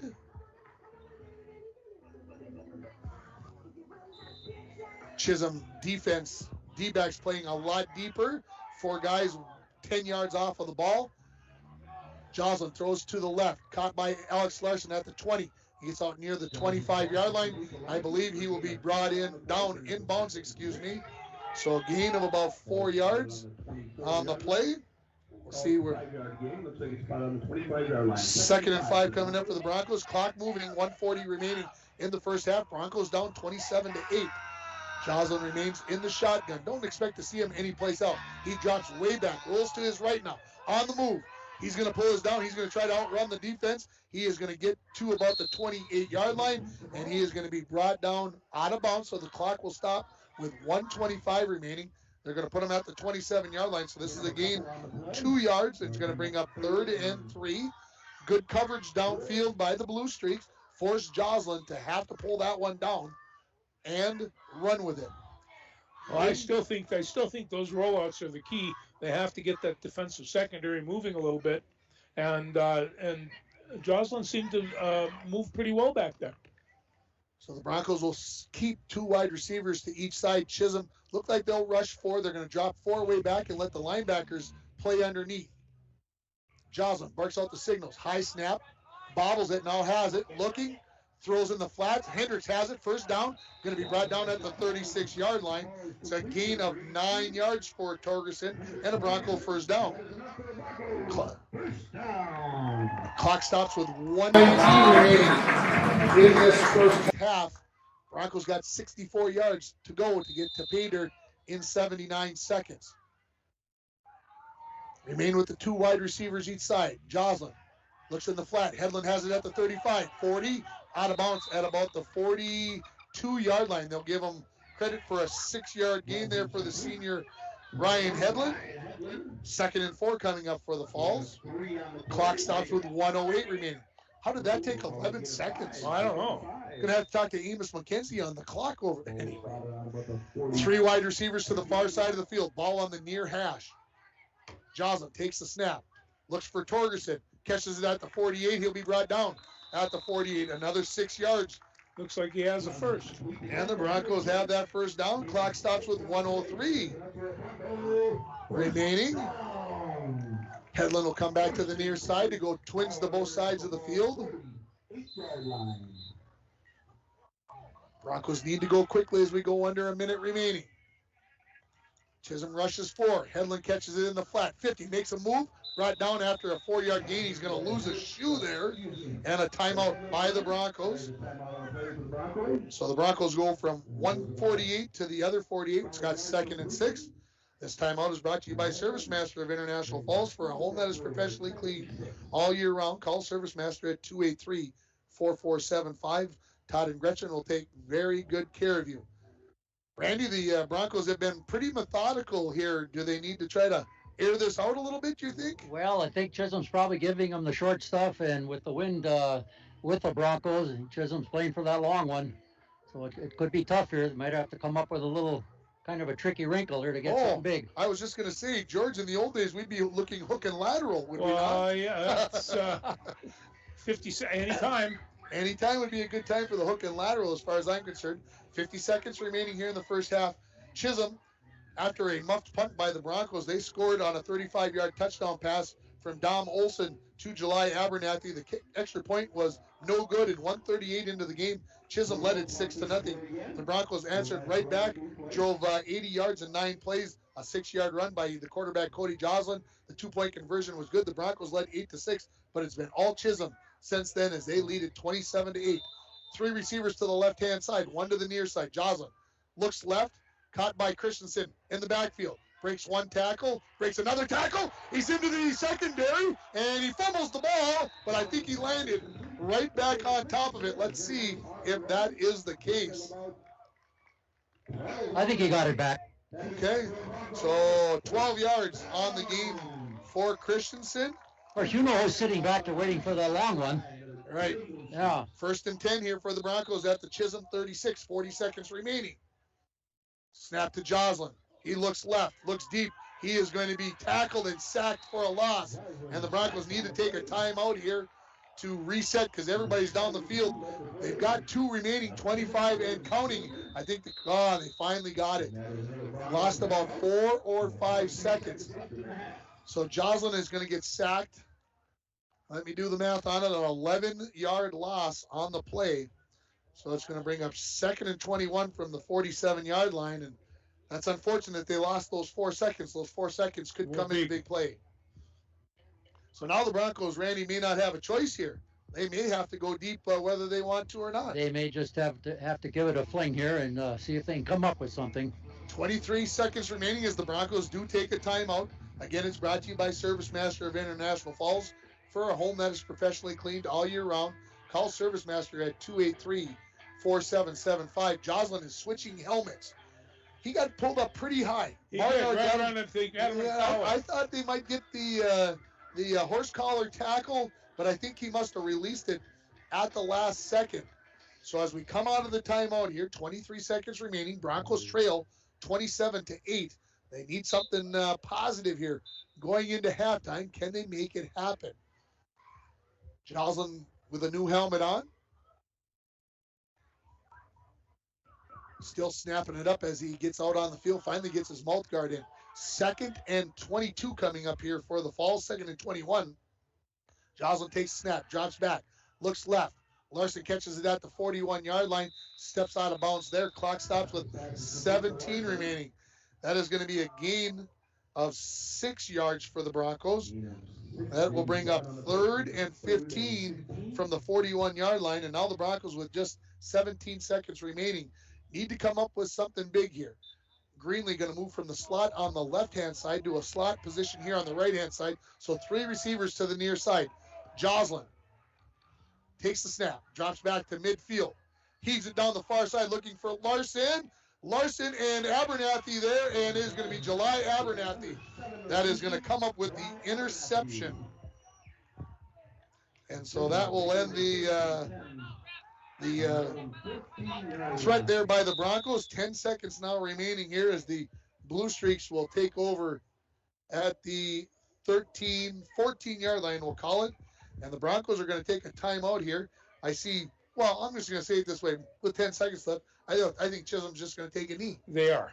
And I think that's what we can expect to see. But the Broncos want to take a timeout and call that. At halftime, we're going to talk about the 1976 team, George. No, we certainly are. You've got your team. You did some notes and going to get us all ready to go. And so stay tuned for that at halftime. And we'll talk about some of the other games that are going on. We'll try to maybe give you an update on the Gopher game. We may have to have George not listen during that time, but I've got to look it up. And we'll tell you what other games are being played tonight. We'll also tell you that George and I are going to be down at Kellier tomorrow night as the North Central Stars are going to be taking on Cromwell Wright Floodwood. And that's going to be fun. That's going to be fun. 9-9 games are always fun. And it'll be right now our lone North Central game on the air just because we're looking for a second announcer. And we don't have one of those yet. Boy, we'll keep working on that. We'll work on it. So 1st and 10 for the Blue Streaks from their own 14-yard line with 10 seconds remaining. It's 27-8 Chisholm on your Rainy River Community College scoreboard, and they are just going to take what we call the victory position, have everybody up on near the line of scrimmage, protect the quarterback. They will take the knee, and that is going to be the end of the first half. The score, Chisholm 27, International Falls 8. You're listening to high school football on K104 and online at rjbroadcasting.com. Your first step when you want to give your home a new look is Falls Lumber Company. Our store has a new look too, a look that makes it even easier for you to plan your next paint job using Benjamin Moore. We've updated our color displays and we've created comfortable selection stations. You can browse on your own or work with our professionals to choose just the right color in just the right finish. We're the perfect place to get started. Falls Lumber Company and Benjamin Moore. Unbeatable. At Packaging Corporation of America, we make Boise brown paper with purpose.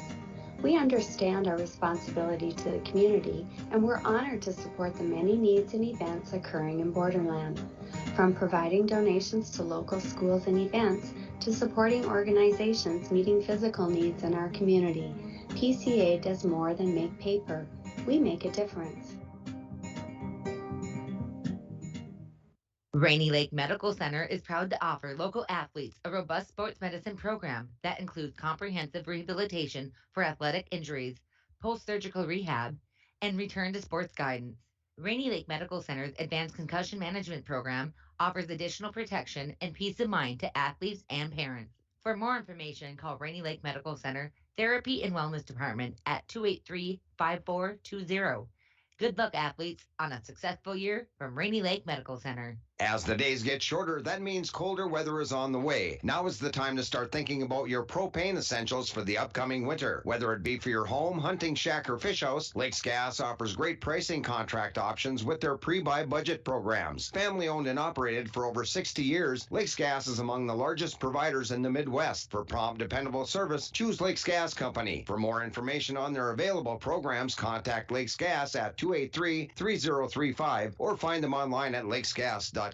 It's the Chevy Open Road Sales event right now at Ekman GM of International Falls. Check this out. The new 2021 Chevrolet Silverado 1500 Crew Cab, Standard Box 4-wheel drive LT Boss, MSRP $57,500, sale price $54,000. Or this 2021 Chevy Silverado 1500 Crew Cab, Short Box 4-wheel drive LT Trail Boss, MSRP $54,705, sale price $51,205. Chevrolet, find new roads. Find out more at EkmanGM.com.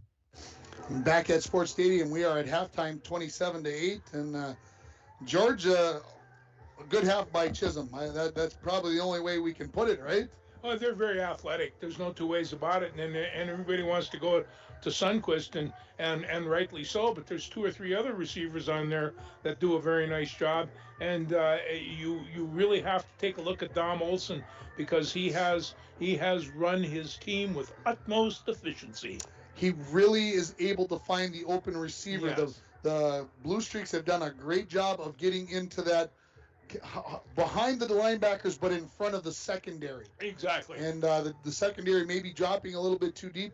They're going to have to find a way to deal with that and come up with some better things. Offensively, the Broncos' first drive, 9 plays, 80 yards. It looked like everything was going right, but since then, things have not gone very, very well for the Broncos offensively. A couple of turnovers for the Broncos, a fumble and an interception. Two interceptions so far by Joslin. Not that either one of them were necessarily his fault. The one was tipped, and the other one when they were in desperation mode at the end of the half there. But the Broncos need to. I want to say it this way: they need to find a way to calm themselves down. 24 minutes of football left. Yes, you're down 19 points. Yes, you're down 3 scores. You know, just find a way to calm down. Try to find a way to cover that middle play. Keep 10 in check, which I think I would like to say that they've done that fairly well. He beat him with his feet on the run, on short passes. Yes. He has not beat him deep, and I think that's a good sign. No, I have to agree. And if you take a look again, big plays have kind of dominated this, and most of the big plays have come from Sundqvist. But you take away 3 or 4 of the big plays, and all of a sudden you're not down by 19 points anymore. So it's there are some things that you can see. I started seeing our linemen start getting a little tired toward the end of the half, and then I think most of them are going both ways, and if they can get a break, for a few seconds, that's going to make a big difference. But we'll see how they can come across in the second half, because that's a concern. Yeah, it absolutely is a concern here. Like I said, it's 27-8 in favor of the Chisholm Blue Streaks. I just want to thank everybody who's sent texts this evening, letting us know that they are enjoying the coverage either on the radio. More of that coming from yourliveevent.com. Randy, you made her back upstairs. You still got your microphone on? Yeah, go ahead and put it on there. Let's talk a little bit here. You don't even have to turn that back on. You'll be able to hear me, right? It does come and go. I agree. We're going to have to work on that. And so, what did you see down from the field level? What do you see in the Broncos needing to do here in the second half? Well, I heard the coaches talking before I went to the restroom, and they're making some switches on defense, switching a cornerback putting somebody else at free safety, and they've got to do something to stop Sundqvist. Yeah, where he goes, the ball goes. Yeah, and he hasn't beat him big on the pass plays like I thought he might. He's been July Abernathy. Yeah. That really has been the big one on the pass plays. It's been the short stuff that all of a sudden Sundqvist catches in the flat or gets it in the backfield where he's made his presence felt. That's right. And number 24, they've hit 2 or 3 times in the center of that zone. But, with Abernathy and Sundqvist and Olsen, there's 3 pretty good athletes there. They know what's going on. They're very good athletes. Very good athletes. Yes. We're going to take a break, and we'll come back with some other scores from around the area. And George is going to tell us about the 1976 football team, the last time these two teams played, when the Broncos beat Chisholm 52-0 back in 1976. It's halftime. The score: Chisholm 27, the Falls 8. You are listening to High School Football on K104, RJBroadcasting.com, and YourLiveEvent.com.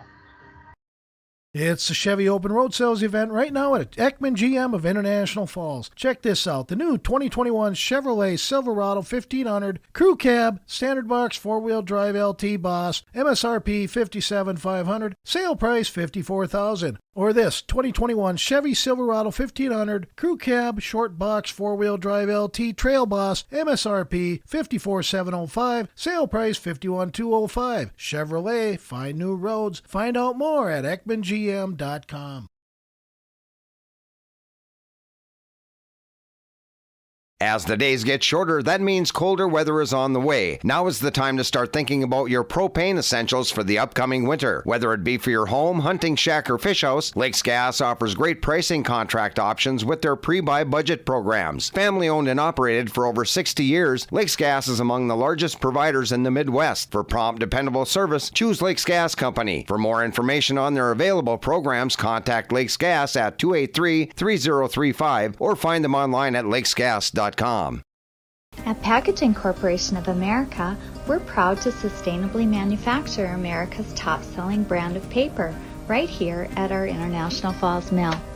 PCA is committed to U.S. manufacturing, environmental excellence, and providing great support to the many events that make our community unique, including the International Falls Bass Championship. At Packaging Corporation of America, we make more than paper. We make a difference.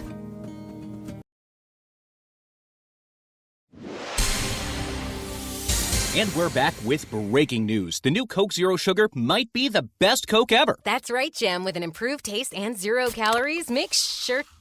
Jim. Ooh, yes, this tastes like the best Coke ever to me. We're on the air. I need to try it first. With zero sugar and now even more delicious, it's the new Coca-Cola Zero Sugar, the best Coke ever. Find out for yourself. Falls. Jude Sundquist, after a good scramble by quarterback Dom Olson, would take the next play 49 yards for a touchdown. The kick was good by Wangenstein, and the Chisholm Blue Streaks led 13-8 after a quarter. Jude Sundquist, 3-yard run. Kick was good, 20-8 in favor of Chisholm. And then Olson to Sundquist on a 15-yard pass. The kick good, and it was 27-8. That's where we sit at halftime. And George is searching. He finally found his stuff. He ready to go here, George? Let's talk. Go ahead. It's all yours, George. Okay, 1976. International Falls had a very good football team that year, Tim. They were actually anchored. They had 3 really top-shelf people in Howard Nevenin and Dave Lorian and Steve Reeves were there, and all 3 could really run. So they were very fast. But I'll tell you, just to kind of give a quick notice on some of the names that were on here, the Christie boys, Ralph and Richard were on that team. Scott Kuchar, Sheldon Bowe, Willie Kostyuk. I mentioned Howard and Dave Lorian. Nick Kahoniak was a big man. Bruce Raboyne, Johnny Rolando, Todd Pavlik, Paul Nevenin, and Steve Reese, and Randy Hodel, and Kurt Corbett, and a real fine football player and wrestler, Gary Balcom. They were coached by Stuart Nordquist, Dwayne Johnson, and Jim Larson, and that team had a real fine season, and they took control of this Chisholm game early and dominated them. And of course, that team led into the 1977 team that ended up winning an IRC title, the last IRC title. And so we've got about 2 minutes on the clock. And what we're going to do is we're going to take about 2 minutes, and we will come back with the second half here.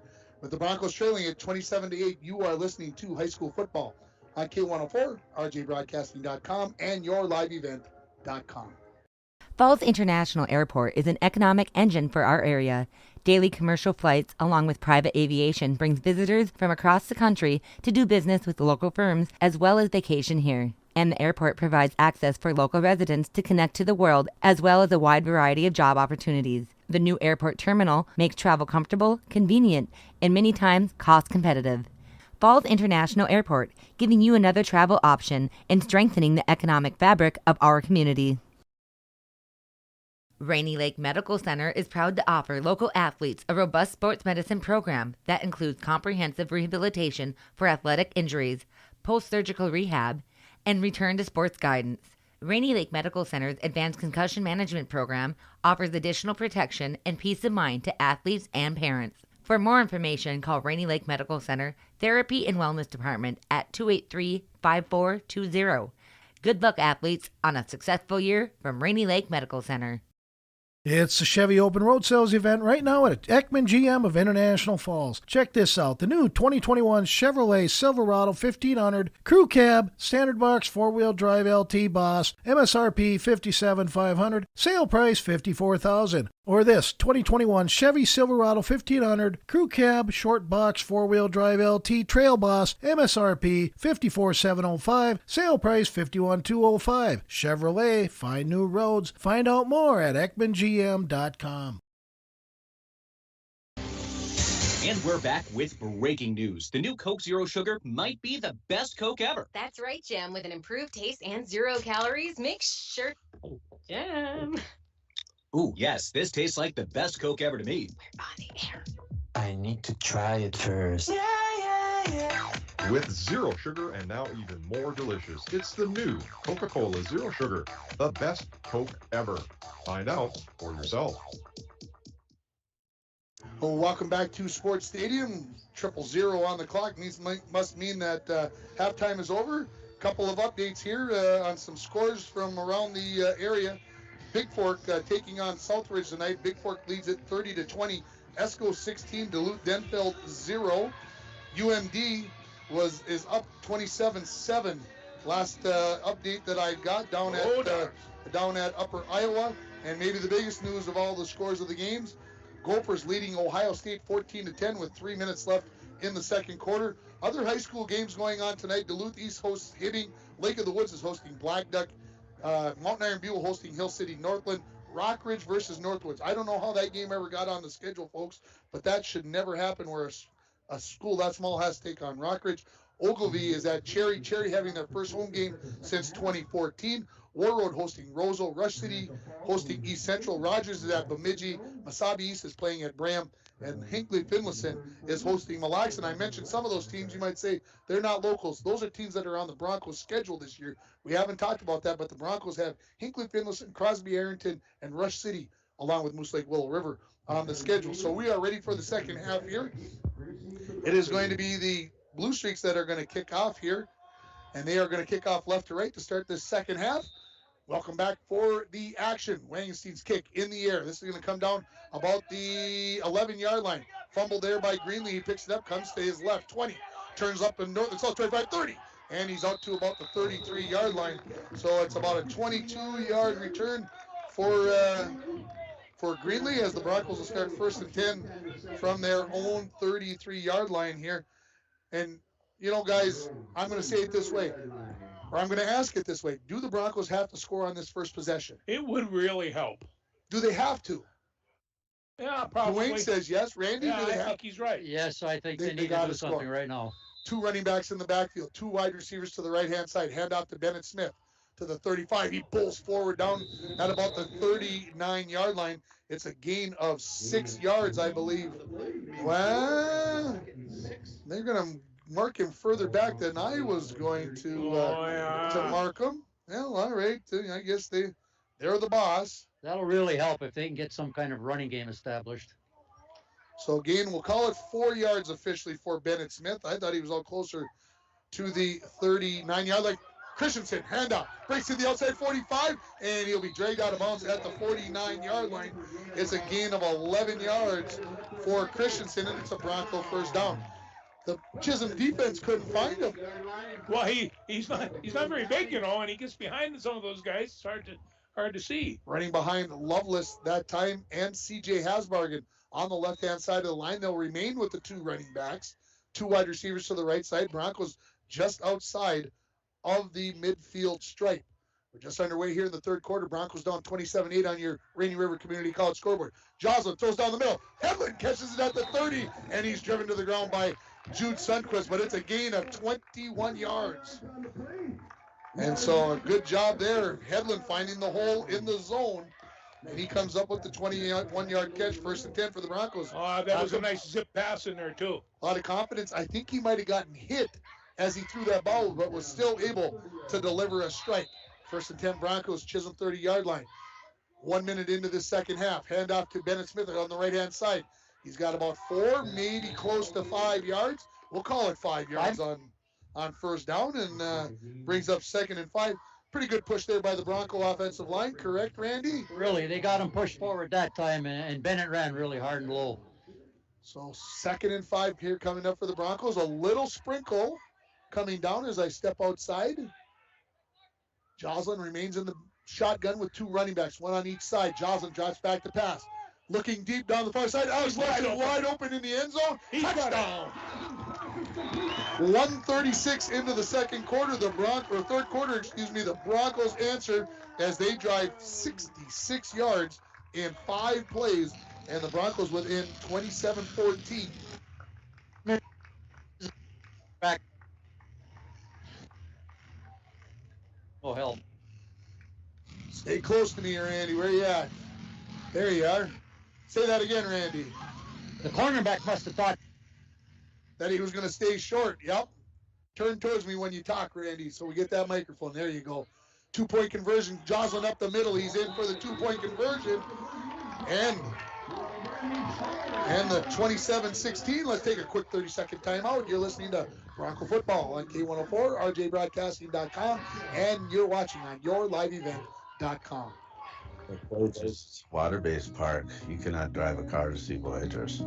You have to use some form of water transportation, and Rainy Lake Houseboat is one of the finest ways to see it. That's right, Bill. Voyagers National Park, along with Rainy Lake, are right here in the borderland. You can plan your next Minnesota vacation destination this summer at Rainy Lake Houseboats. Enjoy the beauty and wildlife in a relaxing setting. Call the Dohertys at 218-286-5391 to help set up your next family getaway. As the days get shorter, that means colder weather is on the way. Now is the time to start thinking about your propane essentials for the upcoming winter. Whether it be for your home, hunting shack, or fish house, Lakes Gas offers great pricing contract options with their pre-buy budget programs. Family owned and operated for over 60 years, Lakes Gas is among the largest providers in the Midwest. For prompt, dependable service, choose Lakes Gas Company. For more information on their available programs, contact Lakes Gas at 283-3035 or find them online at lakesgas.com.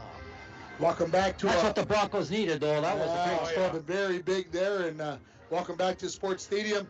Randy just mentioned during the timeout that the rain is coming down a little bit harder. I agree. You can see it up in the lights. And ready to kick off here is going to be Gavin Lovelace for the Broncos as he will line it up here. 27-16, the Broncos answer with a quick touchdown. They are within 11 points here early in the third quarter. Joslin kicked off earlier in the game. Now it is going to be Lovelace. Booted right down the middle. Sundquist will get it at the 16-yard line. He goes left, now comes back to the right, and it's going to be Lovelace that is going to drag him down at the 30-yard line. And so a 14-yard return for Sundquist, and it's 1st and 10 from there. And now, Randy, I'm going to tell you, when you feel like the rain's too much, you just come right back upstairs. Well, I just may do that. We'll see how it goes. I think Joslin's got a bum ankle. I don't think he's going to do anything but play quarterback the rest of the game. I got you. I see him standing over here and see. Now, that's why we got him down there, George. Yeah. He's keeping track of that stuff for us. He's a great guy. He knows what's going on. So the Blue Streaks start 1st and 10 from their own 30. They're going to send 2 wide receivers to the left, a wide receiver and a wing to the right. Dom Olsen remains in the shotgun. 10-17 remaining. Here's some motion for Sundquist. He gets the handoff. He breaks a couple of tackles. He pulls his way forward for 7 yards. Wow, he was hit at about the 32 and just kept those feet chugging. He just slid through that. And it's going to be 2nd and 3 here now for the Blue Streaks at their own 37-yard line. That's too big of a hole to give him. And once he goes north-south, he goes. So we come up here and getting all kinds of updates here. And I failed to mention, let's see what the Broncos did.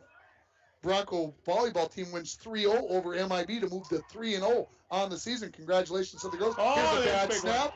Olsen will dive back on that, and it's going to be at least an 11-yard loss. We'll see where they mark them at. That ball never got out of the ground. Now the rain played an effect in this ball game, as that is a 12-yard loss, and will bring up 3rd and 15 for the Blue Streaks. So International Falls beats MIB in 3 sets. Let's see if I can get those scores. 25-20, 25-23, 25-13. 8 kills for Gracie Swenson, 10 kills, and 8 blocks for Olivia Thossenson. What a big night for her as the Broncos move to 3-0, and they'll be at home against Mesabi East on Tuesday. 2 wide receivers each side on 3rd and 15. Now the Broncos have given up a couple of big plays on 3rd and 2nd and long. Rolling out is Olsen. He flicks over the middle. That's going to be picked off. Alex Larson, his 2nd interception. He's right. 20, 15. Can he get a block? 10, 5, makes a move. He's got a flag, folks. And that's an unfortunate call because, again, the flag comes in behind the play. And I think the Broncos, there's 2 flags down. But, boy, what a nice move there by Alex Larson as he comes up with the return there on that interception. I think that was one. Turn towards me, Randy. Randy, turn towards me. I think their change on defense, one of them was moving Alex Larson to free safety. Okay, he read that play very, very well. So We've got a penalty on the Broncos. The flag is at about the 17-yard line. So I assume we're going to get a 10-yard penalty from there, but it's the interception, the turnover. The Broncos have a chance to get this down to a one-score game. So the referee, the umpire actually, is walking this off. And when he stops walking, he is going to put the ball at the 20-yard line of the Chisholm Blue Streaks. So the Broncos 1st and 10 from there. And so we'll set it in from there. 1 receiver to the near side, 2 to the far side. That is the short side of the field with the ball on the right hash. 2 running backs in the backfield. Joslin in at quarterback, takes the snap, hands it off to Smith. No, he's going to keep it as Joslin. He runs out the right side following his 2 running backs inside the 15. This is going to be a gain of 6 yards. And we'll call it 2nd and 4 for the Broncos at the Chisholm 14-yard line. 8:20 and counting remaining in the 3rd quarter. Broncos trail at 27-16 on your Rainy River Community College scoreboard. Start your voyage at Rainy River Community College. Your future awaits you right here in your own backyard. Rainy River Community College, 285-7722. 2nd and 4 for the Broncos. Handoff to Christensen. Makes a couple of moves in the backfield. He's across the 10. He's down to about the 8-yard line. We'll give Diego 6 yards on the play, and it's 1st and goal at the 8-yard line. I am going to give the snap fitness decision of the game, the snap decision of the game, the change, Randy, that you talked about in the secondary. Snap Fitness on Shorewood Drive is a 24-hour facility with free weights, tanning, hydro massage, and more. Personal training is available. Give Haley Silvers a call, 283-0020. Handoff to Christensen. He's hit right at the line of scrimmage. No gain. Make sure I get that phone number right, 283-0020. And on 1st and goal from the 8-yard line. Come down to the gym and visit George and myself. You guys are down there all the time. A loss of yard. So bring up 2nd and goal from the 9-yard line. I see you guys down there every time once in a while when I drive by. You guys are in there pounding some weights. 2nd and 9, 2 running backs in the backfield. 7:18 and counting remaining in the 3rd quarter. Broncos down by 11. Hand off to Smith. Breaks the tackle at the line of scrimmage. He's going to get down near the 5-yard line. Let's call it a gain officially of 3 yards. Let's call it 4. So 3rd and goal from the 5-yard line for the Broncos. Got to cash in here, guys. Right now. Broncos need this one after the interception and return. The Broncos can't fail to score here on this play. 6:50 and counting remaining in the 3rd quarter. Broncos trail 27-8 at half. It's 27-16 now. The Broncos could get within 5 or 3 points here with a touchdown and the extra point coming. High snap. Joslin is going to turn and run up the hole. He's going to be hit in the backfield, and that is going to be a loss of a couple of yards. And so that's going to bring up 4th and goal from about the 7-yard line. This is a place, George, where I'd like them to call a timeout. Yeah, I think so. I think you just want to settle your troops, make sure everybody's heading in the right direction, get them all pulling that way. The Broncos don't look like they're going to call that timeout. They're emotionally pretty pumped right now. So 1 receiver to the near side. That's Alex Larson. 2 to the far side. They're going to stay with the 2 running backs in the backfield. 4th and goal from the 7-yard line. Broncos finally going to get a play call here. They've been standing for a long time. They come to the line of scrimmage. Joslin with 2 running backs, 1 on each side of him. Takes the snap, drops back, looks right. Going to be in trouble, fumbles the ball, and it doesn't matter. It was a sack fumble, and it's going to be a loss of 5 yards, and the Broncos are going to turn it over on downs. I thought I saw a penalty flag fly in there too, but maybe not. You might have saw a beanbag come down. I think it was, yep. So the Broncos turn it over on downs. Chisholm holds. That's a big hold for the Chisholm Blue Streaks. Hey, how you doing? And so it's going to be 1st and 10 for the Chisholm Blue Streaks from their own 12-yard line. And the Broncos, man, a lot of momentum there. Not to score is a big downer for the Falls. Sundquist in the backfield. He is directly behind Dom Olson. 3 bunched receivers on the right-hand side of the Chisholm Blue Streak offensive line. I wonder if 10's going to get the ball handed off to him. I think so. And now the referee having a long conversation with Seth Edison. Does Seth look happy down there, Randy? No, he does not look very happy at all. I don't know what they're talking about. You need to walk right out there and just put the microphone right in there for us, and let's hear what they're talking about. Yeah. This is between Vaki and Edestead, and see if Randy can hear what they're talking about. What'd you find out, Randy? Oh, boy, Seth said he's confused to the referee about something, and I didn't quite catch what it all was. Now we'll have to find out about that later. So 1st and 10 from the 12-yard line. Olsen is under center. Sundquist in the backfield. Turn around. He went the wrong way. The Broncos are going to get a good tackle in the backfield there. That is by Braden Skifstead. A little confusion. I think Dom Olsen thought he was going left. Here, going right, he went left. So a loss of 4 yards on the play. He's like, let's get a little louder. Help out our defense here. Going to bring up 2nd and 14 here. Randy, what was that? The play. Turn towards me, please. So 2 wide receivers to the far side. A wide receiver and a wing to the near side. 2nd and 14 here for the Blue Streaks from their own 8-yard line. Motion now, and we're going to get a flag. And we've got illegal procedure on against the Blue Streaks. So a 5-yard penalty is going to bring up a 4-yard penalty. Put them on the 4-yard line. So this will be 2nd and about. Got to get my page turned back here. 2nd and 18 coming up for Chisholm from their own 4-yard line. Stay with that same formation. 1 running back in the backfield. Motion here by Abernathy. And another flinch, I believe. And so back him up another 2 yards.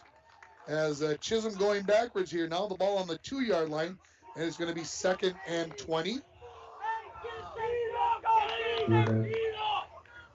So you can't go into the end zone. You can keep backing up. Just keep cutting it half every time. We'll see what happens here. They're trying to put Abernathy in motion towards the line of scrimmage, I think, to help come in and block on a running play. The Broncos are yelling motion, motion, motion, and that is causing Chisholm to jump. I think that's what's happening. So 2 wide receivers to each side now. 2nd and 20. Olsen drops back, looks right, throws. Oh, boy. That is going to be a pass interference call on the Broncos, and that was number 4 for the Broncos. That was Ezra McConaughey, and he got a little aggressive. He was going for the interception, and that is going to be a penalty and an automatic 1st down. That's a big play. Boy. Those are snuffers. That's just disappointing. I don't even know how to explain that. Now, I'm going to have to go back. It might not be an automatic 1st down in high school. I've got to think about this for a second. I don't think it is. I don't believe it is. High school, 10 yards from So the ball is going to be set down on the 17-yard line, so it's a 15-yard penalty. And it's still 2nd down, so 2nd and 5 for the Blue Streaks at their own 17-yard line. That's one of those rule differences between college and high school. Not an automatic 1st down. Snap to Olsen. Handoff. Broncos are there, but as Sundquist, he gets to the outside, leaps into the air, block. And we got a flag down late, so hang on, everybody. Yeah. Sundquist has enough for the 1st down. It was a but let's see what the penalty is going to be. I think you're right, George. I think it's a block in the back. So we'll see what the official has to say. Hasn't yet to call it. He's having a good conversation with the officials, and Sundquist tried to leap over the top. Now, that's also illegal to try to leap a defender. Yes. So is that the penalty that is going to be coming for this? Hurdling. I heard the court. Was hurdling. It's hurdling. So so that's unsportsmanlike conduct. So he gets a gain of 7 yards out to the 24. Then they'll back him up 12 yards.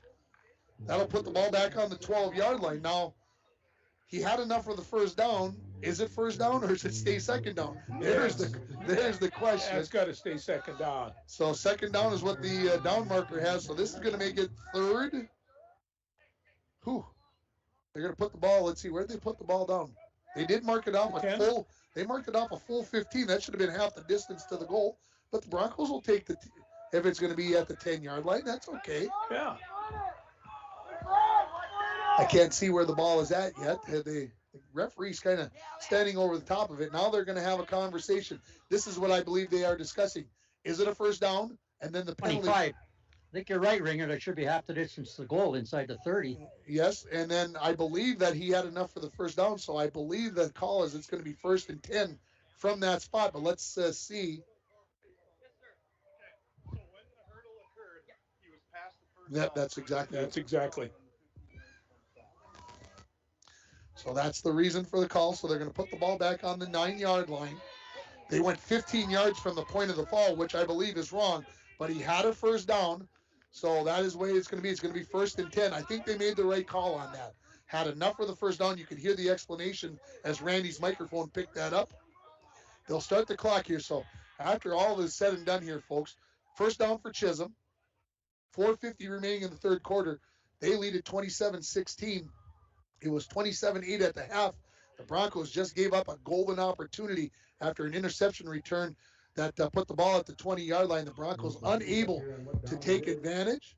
And it is going to be, I believe, 1st and 10 here. It is first down, they're saying. So the official, Vaki, coming over to make sure that the coaching staff is all on the same page. We're going to have North Central Stars football on the air tomorrow night. 6:40, the pregame starts from Kelliher as North Central takes on Cromwell Wright Floodwood. I'm going to probably call him Cromwell Floodwood tomorrow night just to make it easier. But we'll be down there, George and I, and maybe Randy. I don't know if he's decided whether he's coming with or not. The official explained to the head coach there why it's 1st and 10, 25. Okay. I just said he had the first down, so it just goes back 15 from there, and first down to 10. All right, so 2 wide receivers each side. High snap, back into the end zone it goes. What will Olsen do with it? He is going to just knock it out of the back of the end zone. That is a safety for the Broncos. That's not bad. And they are within 27-18 and will get the ball back. Get the ball. So the quarterback made the right choice there, folks. The ball was kind of in a bad spot, and he just decided to push it out of the back of the end zone, and it's 27-18. With the rain as it is right now, this is going to be a factor the rest of the ball game. So now the Chisholm Blue Streaks will kick off from their own 20-yard line, as it's 27-18. And we'll see that the Broncos could get some decent field position here. Wangenstein has a good leg, and he has the breeze behind him. But we'll see if the Broncos can come up with something here. So 27-18, the Broncos trailing. 4:46 remaining in this third quarter. We'll see if the Broncos can capitalize on this turn of events. Well, they've got the momentum. They got to keep it. They've got to keep this, absolutely, Randy. That is key here. So Wangenstein will kick from his own 20-yard line. Diego Christensen, Carter McBride are going to go back deep. They're going to probably have to get almost to their own 30-yard line, I think. Actually, it's going to be Alex Larson. Diego will be up in front of them. And I think they need to get deeper myself. You don't want to let this ball go over your head. Do not want to let this ball go over your head. So you got to get back there and field this ball. There he goes. Yeah, there you go. That's the right choice. You need to keep this ball. Go back and stand on the 20. I don't care. Keep it in front of you so you can pick this ball up and make a return on it, because you don't want this ball to go over your head and take it back on your own 20 or 15-yard line. Good boot by Wangenstein. This is going to come down at the 20, right through McBride's hands. Alex Larson picks it up at the 15, comes to the left-hand side, 30, 35, and he will be brought down, about the 38-yard line, and a late flag. He got a face mask coming up. So let's see what the call is going to be. So we'll see what they decide, what the call here is. It's going to be a 24-yard return for Alex Larson out to the 38-yard line. The flag down. Let's see what the officials call here. The Broncos trailing by 9. And if it is the face mask, as George said, that'll put the ball across midfield. I haven't seen any officials indicate anything yet. Well, George could be right. Why is that flag down there? Well, the official is going over and talking to Nick Maloney like the penalty is on the Broncos. Only other thing I could think of is a block in the back by the Broncos. I'm looking at the Bronco deep. What is going? I'm confused. Like, I can't even believe now. Here comes the call.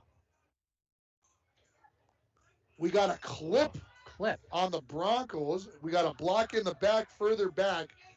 So that's what's going to happen here. So we are going to have a 10-yard penalty from the 36-yard line. So that is going to make the ball, put the ball, on the 26-yard line. So the Broncos, I didn't want them that far back, George, but that's where it's at. So I got to do some math here. 3 wide receivers to the right-hand side. Alex Larson all by himself on the near side. Shotgun for Joslin. He's going to hand this off to Smith. Right off the right-hand side. He's across the 30-yard line. Let's call it a gain of 4 yards. 2nd and 6 coming up for the Broncos. Broncos, 2 running backs in the backfield. 2 wide receivers to the right-hand side in Torgerson and Hedlund. Alex Larson, the lone receiver on the near side. Broncos have scored 10 points here in the 3rd quarter. They trail 27-18 on your Rainy River Community College scoreboard. Christensen off the left-hand side, 35-40. And into the secondary, going to be brought down at the 43-yard line, a gain of 13. That's what you're going to get out of Diego. He's got to do those short, quick steps, look for his gap, and shoot for it. That was a very nice run. First down, Broncos. 2 wide receivers now to the near side. Torgerson alone on the right-hand side. 2 running backs remain in the backfield. Joslin throws it to Larson in the flat. Catches it at the 43, 45. Going to be pushed out at the, let's see where the official marks at the 49-yard line. Gain of 6. After about a 6-yard gain, bring up a 2nd and 4. 2nd and 4. Essentially just a toss sweep, as we like to say on that, and a way to get the ball to the outside. We're actually going to call it a gain of 7 as the official puts the ball on the 50-yard line. That's where we're going to call it. So 2nd and 3 coming up for the Broncos. Stay in that same formation. High snap. Smith gets the handoff. He runs off the right-hand side, breaks a couple of tackles. 40! And down to the 37-yard line. It's a gain of 13 yards for Big Bennett Smith. Ben and Diego are really running hard this half. It seems like the Broncos have decided to come out here, Randy, and make a concerted effort to try to run the football. I think they are, and they're doing a good job. 1st and 10 from the Chisholm 37. 3:45 remaining in the 3rd quarter. Broncos trail 27-18. Torgerson catches it in the flat, goes inside, and he almost gets decapitated on that high tackle. It is going to be a loss. Going to be a loss of a yard on the play. Yeah, there's a Broncos. That's a high tackle right there. That was a hard hit. Torgerson took one up high, and he's down right now. I believe. He'll be all right. No, it is not Torgerson, actually. I don't know, Randy, can you see who that is? I can't see the number. He's laying flat on his back. I'm just going to say it this way. It looks too big to be Hendricks Torgerson. It looks more like a lineman, even though number 85 here for the Broncos. I got to go check my roster here because I haven't got everybody memorized yet. That is Torrin Thompson that comes out onto the field. And, yeah, it is 82. So Torgerson will come out of the game after this play. As they look at the down marker on the far side, they're going to say it was no gain, not a loss of a yard, no gain on that last play. So the Broncos will have 2nd and 10.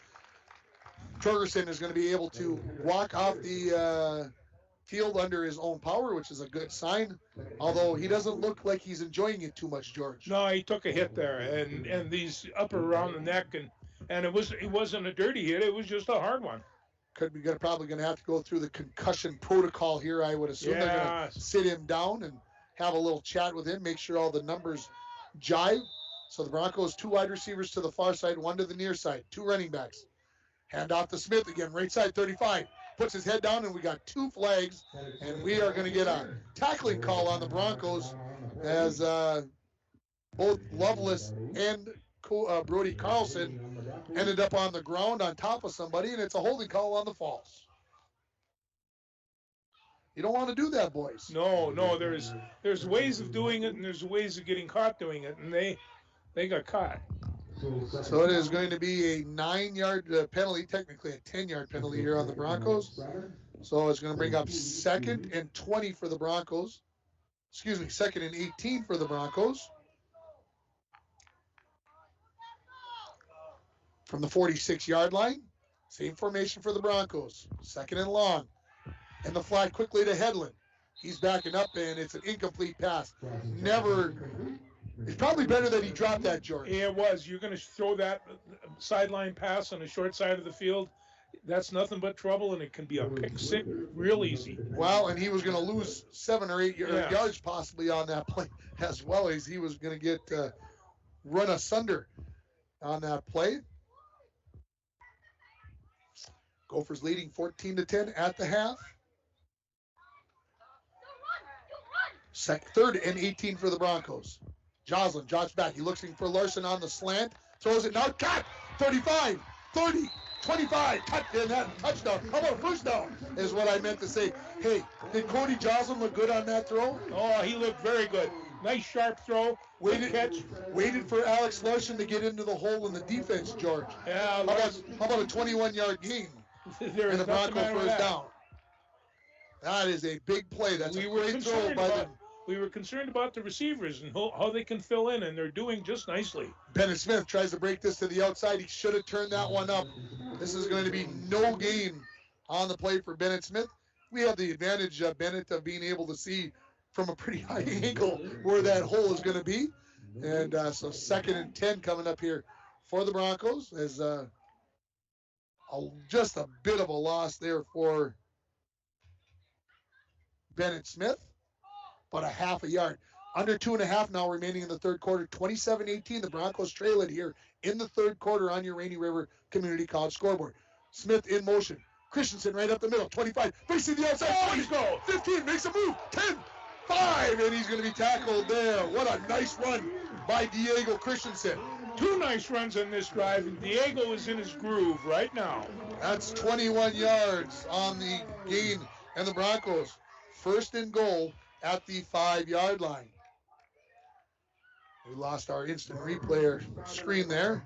No, we didn't. That's all right, as long as you're still on the air. Hey, pay attention out there. Put the phone away. 1st and goal for the Broncos at the 5-yard line. Hand off to Christensen off the right-hand side towards the goal line. Touchdown. Touchdown, no, short. 2nd and goal from the 1-yard line.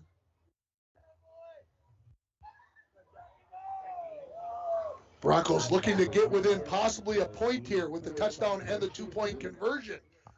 What an exciting game we're going to have here, folks. Don't go away. What a night it could be as the Broncos may come back from down 27-8 at the half. Have they blown this in yet? All right, they did. 2nd and goal from the 1-yard line.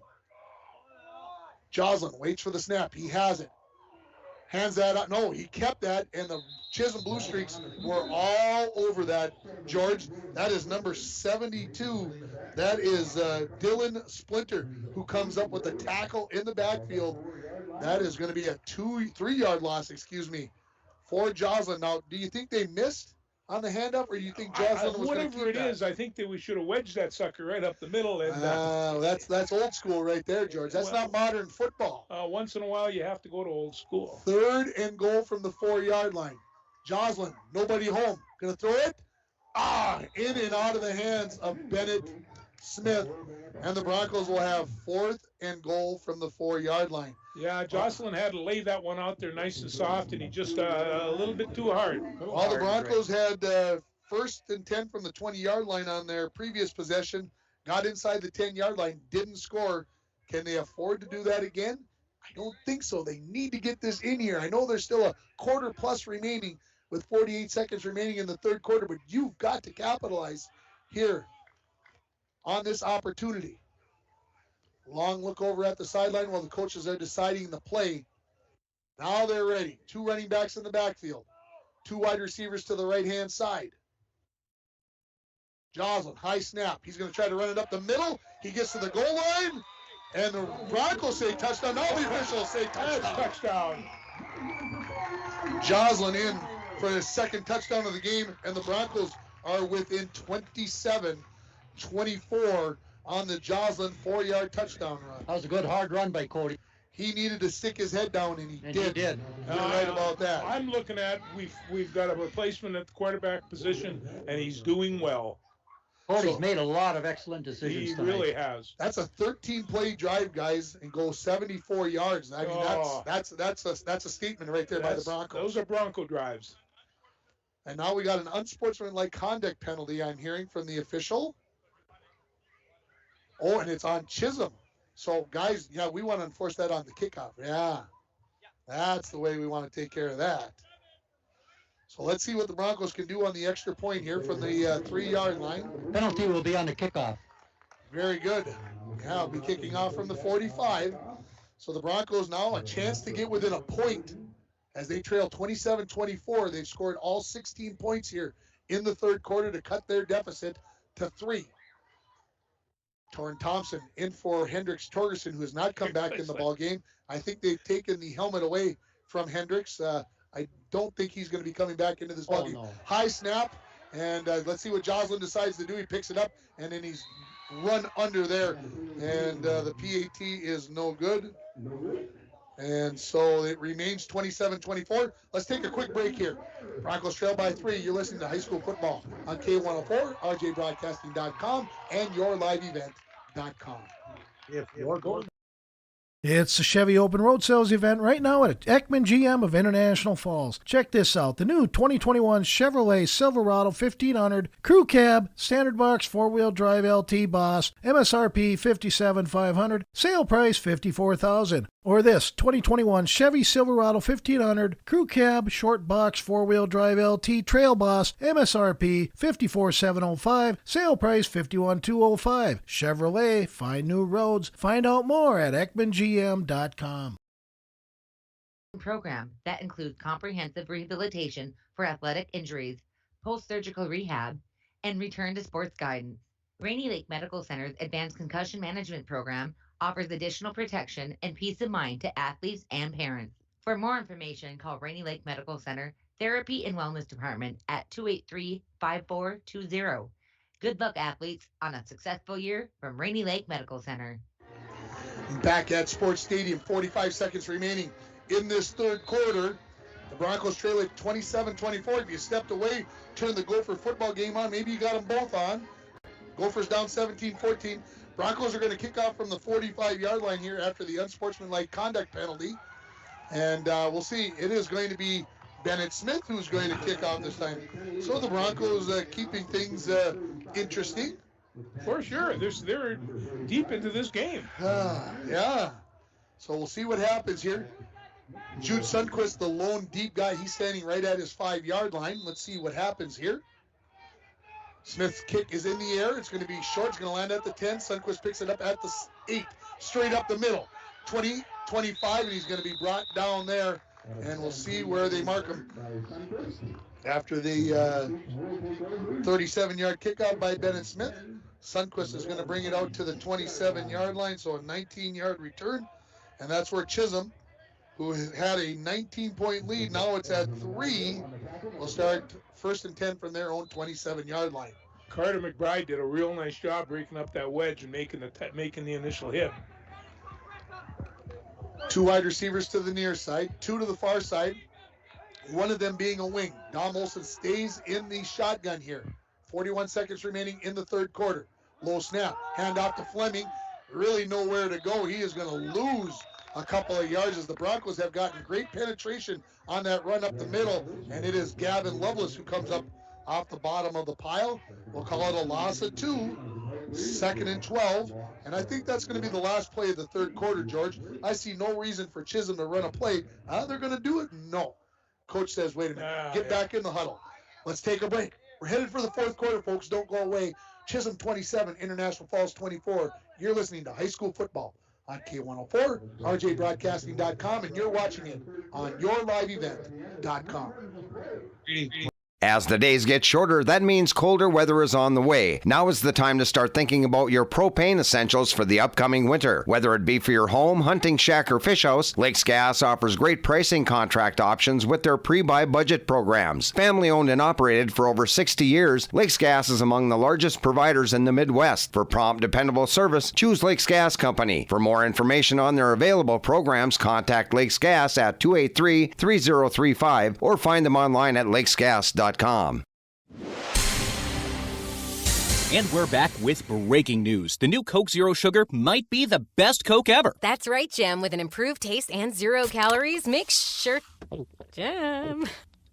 Ooh, yes, this tastes like the best Coke ever to me. We're on the air. I need to try it first. With zero sugar and now even more delicious, it's the new Coca-Cola Zero Sugar, the best Coke ever. Find out for yourself.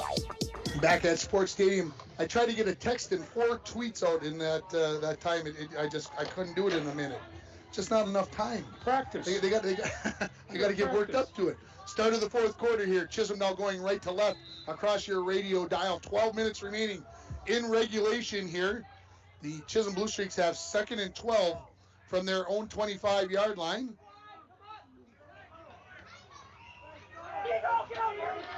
Two wide receivers to the near side, a wing and a wide receiver to the right-hand side. Olsen's going to keep this one.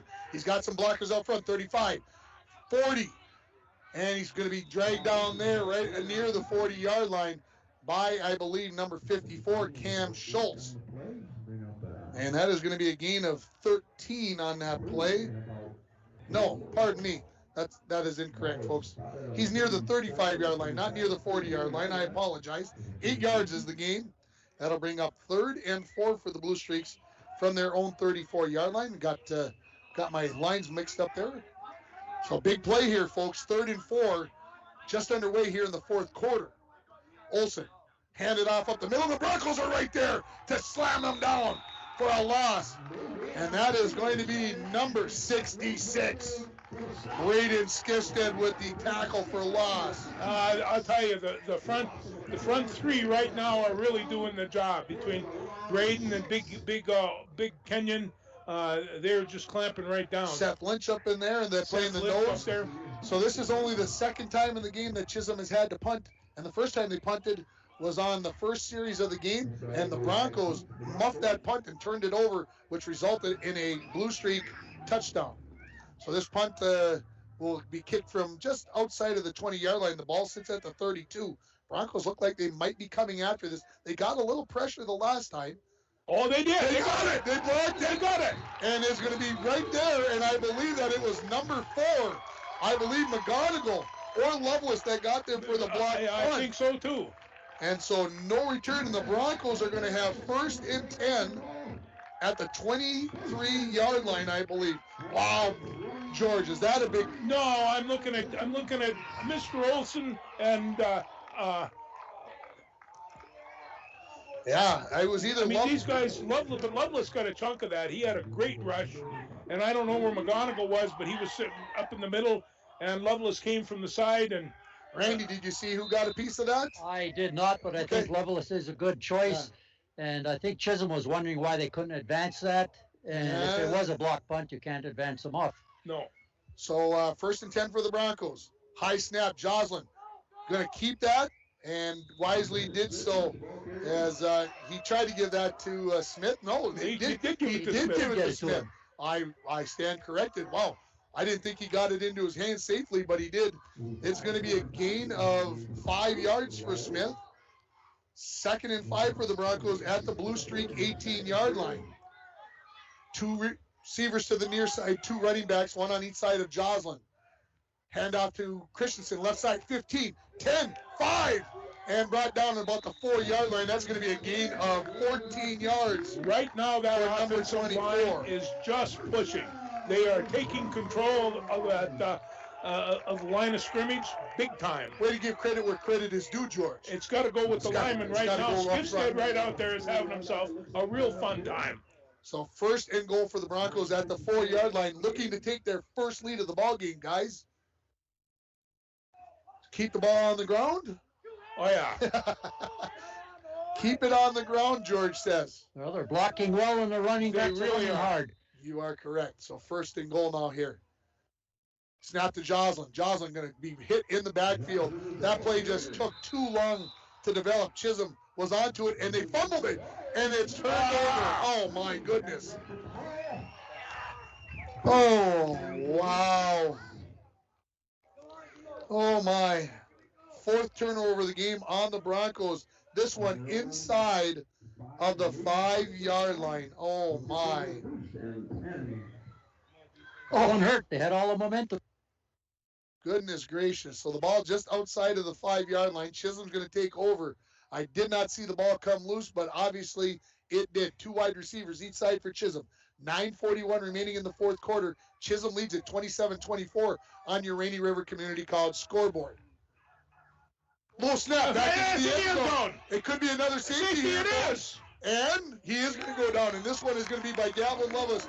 2 safeties in this game, and the Broncos I'm telling you, within a point. That's the cruncher. I told you the cruncher had to go to work, and he's doing it. So 9:36 remaining. The Broncos are going to get the ball back here. Another safety. They didn't hang their heads. They went after it. That's They good went to see. after it. That's right. So number 58, Gavin Levis, is going to get that. Whoops. So the 5-yard loss on that play. And now another kickoff here for the Chisholm Blue Streaks. Now, I know there's probably a man out there listening to the game or watching the game, but I know that the Broncos had 2 safeties in a game in 1987 against Duluth Cathedral because Les Bragg got both of them in the same game. I remember that. I've watched a lot of Bronco football over the last 28 years. No, I don't remember the Broncos ever getting 2 safeties in a game from there. And just remember, Les Bragg went over and had himself a real good career over at Bemidji State afterwards. He was a fine defensive tackle.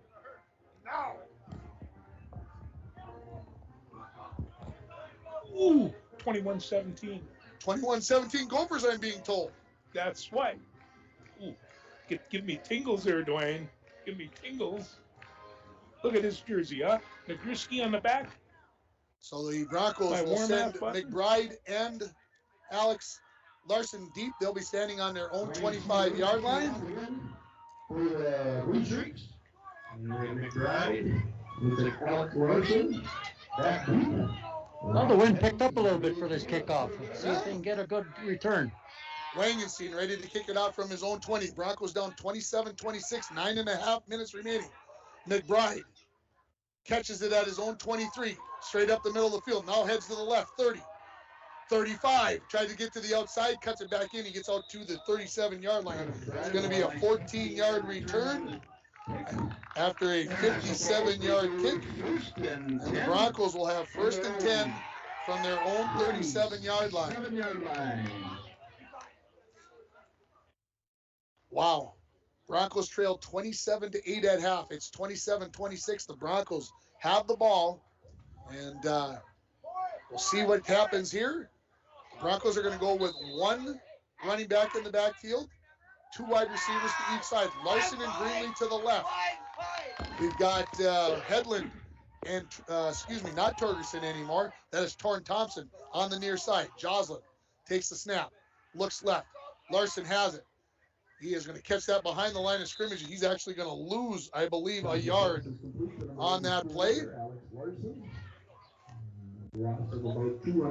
So it brings up 2nd and 11 here for the Broncos. 9-10 and counting remaining here. In the 4th quarter, the Broncos trail 27-26. Greenlee comes out. Bennett Smith comes into the backfield. So now 2 running backs. Broncos, 2nd and 11.5. This is a handoff to Bennett Smith. And he's going to get back maybe a yard of that. Now Chisholm making a statement. So we're going to bring up 3rd and 11 from the 36-yard line. 8.5 here now remaining.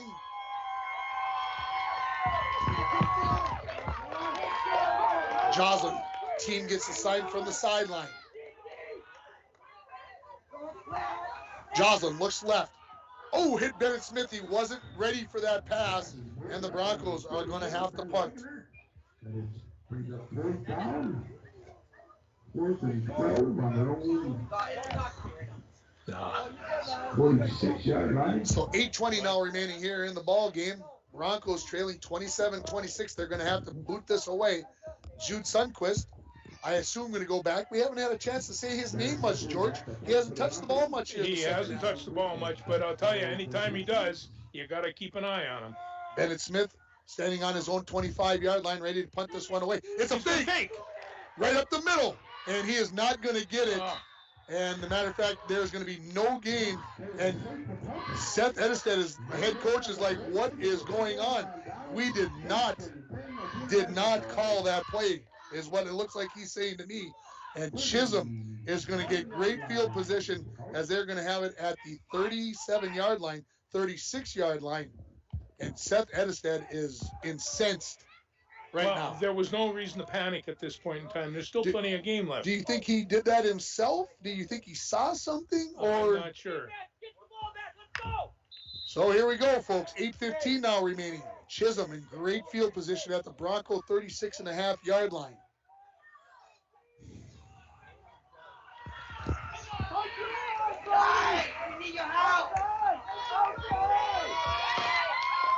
Two wide receivers to the near side, a wing and a wide receiver to the far side. Thrown into the flat. That's knocked down by Braden Skifstead. Skifstead again.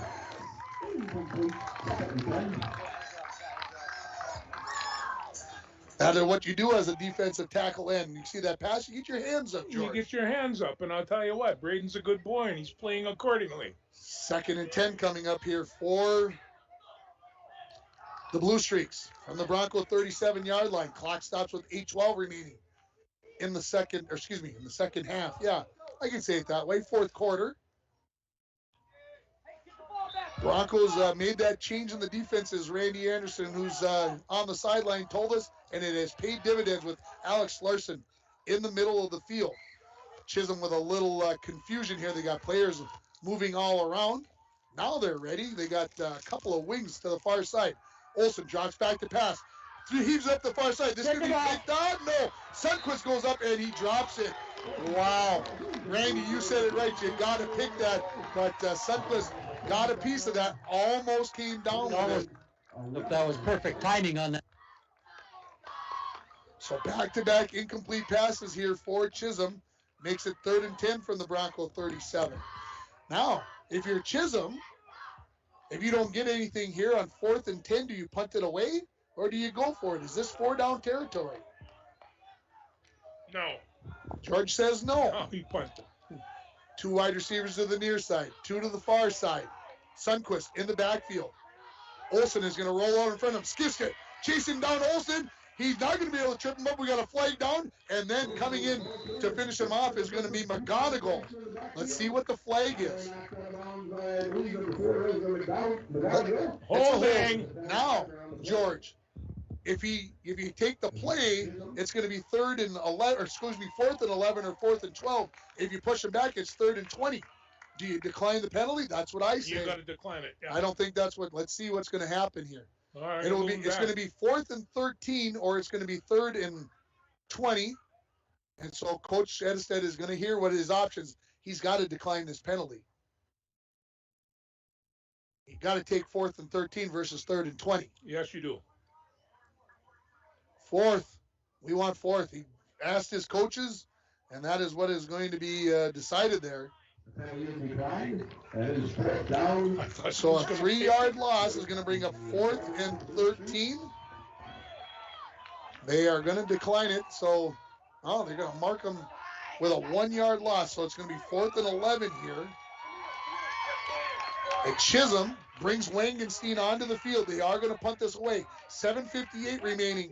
27-26 the score in favor of Chisholm on your Rainy River Community College scoreboard. Remember, it was 27-8 at the half, folks. The Broncos have scored all 18 points in this second half. 2 of them with 2 safeties for 4 of those points.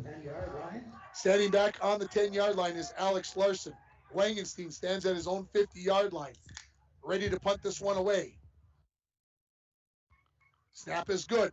Punt is away, not blocked this time. And they're going to get running into the kicker. The punt lands at about the 10, rolls back to about the 13, and Wangenstein, he sold that. He didn't even hardly get touched, as far as I'm concerned, folks. You can watch it on the replay if there's one, but I didn't think that he barely touched him.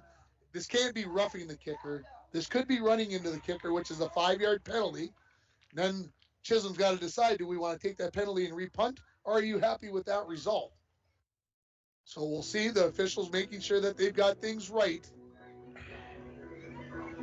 So let's see if he's going to walk over and talk to Coach Milani, the referee, give him his options so he understands what's happening. The ball would be set at about the 13.5-yard line. That's what they're going to do. They're going to decline the penalty, take the punt, and the Broncos will start 1st and 10 from their own 13-yard line, down a point at 27-26.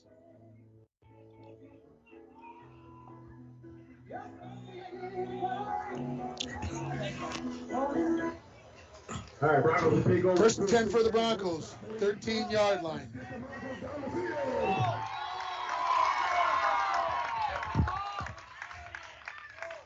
See what the Broncos can do. Down 1, 7:51 remaining here. Joslin in the shotgun. Christensen along with him. Handoff right up the middle. Christensen makes a move, breaks a tackle across the 20-yard line. First down. And it's going to be real close to a first down. Diego's cutting him up right now. That's his 3rd good run here this in the last this half. See if they give him the first down. We've got a Chisholm player down. One of the defensive linemen is down. We're going to take a quick 30-second timeout. We'll come back with more. 7:45 remaining. Broncos trail 27-26. You're listening to high school football on K104 and online at rjbroadcasting.com. Falls International Airport is an economic engine for our area. Daily commercial flights, along with private aviation, brings visitors from across the country to do business with local firms as well as vacation here. And the airport provides access for local residents to connect to the world as well as a wide variety of job opportunities. The new airport terminal makes travel comfortable, convenient, and many times cost competitive. Falls International Airport, giving you another travel option and strengthening the economic fabric of our community. Back at Sports Stadium, yet to see who the player for Chisholm that is down. He is sitting up right now. Can you get the number there, Randy? What is it? 55 or 65? Is it 55? I can't. They don't 65. It is 65. This is Hunter Eide, who is the player down now. He's up under his own power, and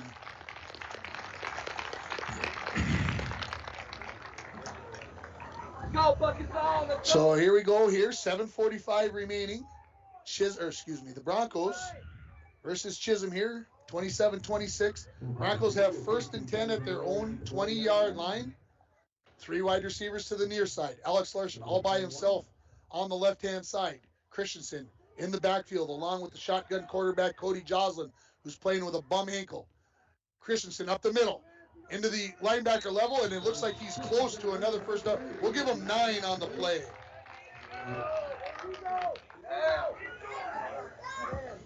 We have 2nd and 1. Just a friendly reminder, please use the garbage cans at the east and west end of So 2nd and 1 coming up for the Falls as it is near a first down. Please use your garbage cans. Thank you. Joslin hands it out to Christensen going out the left-hand side. First down, 35, 40, 45, cut back. And he's going to be yanked down, and boy, that's close that was to a horse collar tackle there. Skipstead went on the kickoff block, and I mean, he just hammered the guy. That ball was so open. We'll give him 18 yards on the first down run. 1st and 10 at the 47-yard line. Dom Olson with the high tackle there. I thought he was going to get the horse collar tackle there because he kind of grabbed him both front and back and then kind of wheeled them around here. So under 7 minutes now remaining. Bennett Smith into the ball game, replacing Christensen in the backfield. Smith is hit in the backfield, and he is going to get no gain as the Chisholm Blue Streaks blitzed on that play. They were tired of seeing the ball being run up the middle. Yes, they will. And the Bronco offensive line was unable Well, to pick up. This is what we talk about, the running game loosening up for your passing game. And now we're at that point that maybe some short passes or, something over the middle, or maybe not. They're running the ball real well. Greenlee and Larson on the left-hand side. Hedlund and Thompson on the right-hand side. Joslin hands it off to Bennett Smith. Tiptoes his way through. He'll get a gain of about a yard. And it'll bring up 3rd and 9 for the Broncos now as Christensen comes back into the ball game. Bennett Smith heads to the sideline. 6:05 and counting remaining. Broncos down 27-26 on your Rainy River Community College scoreboard.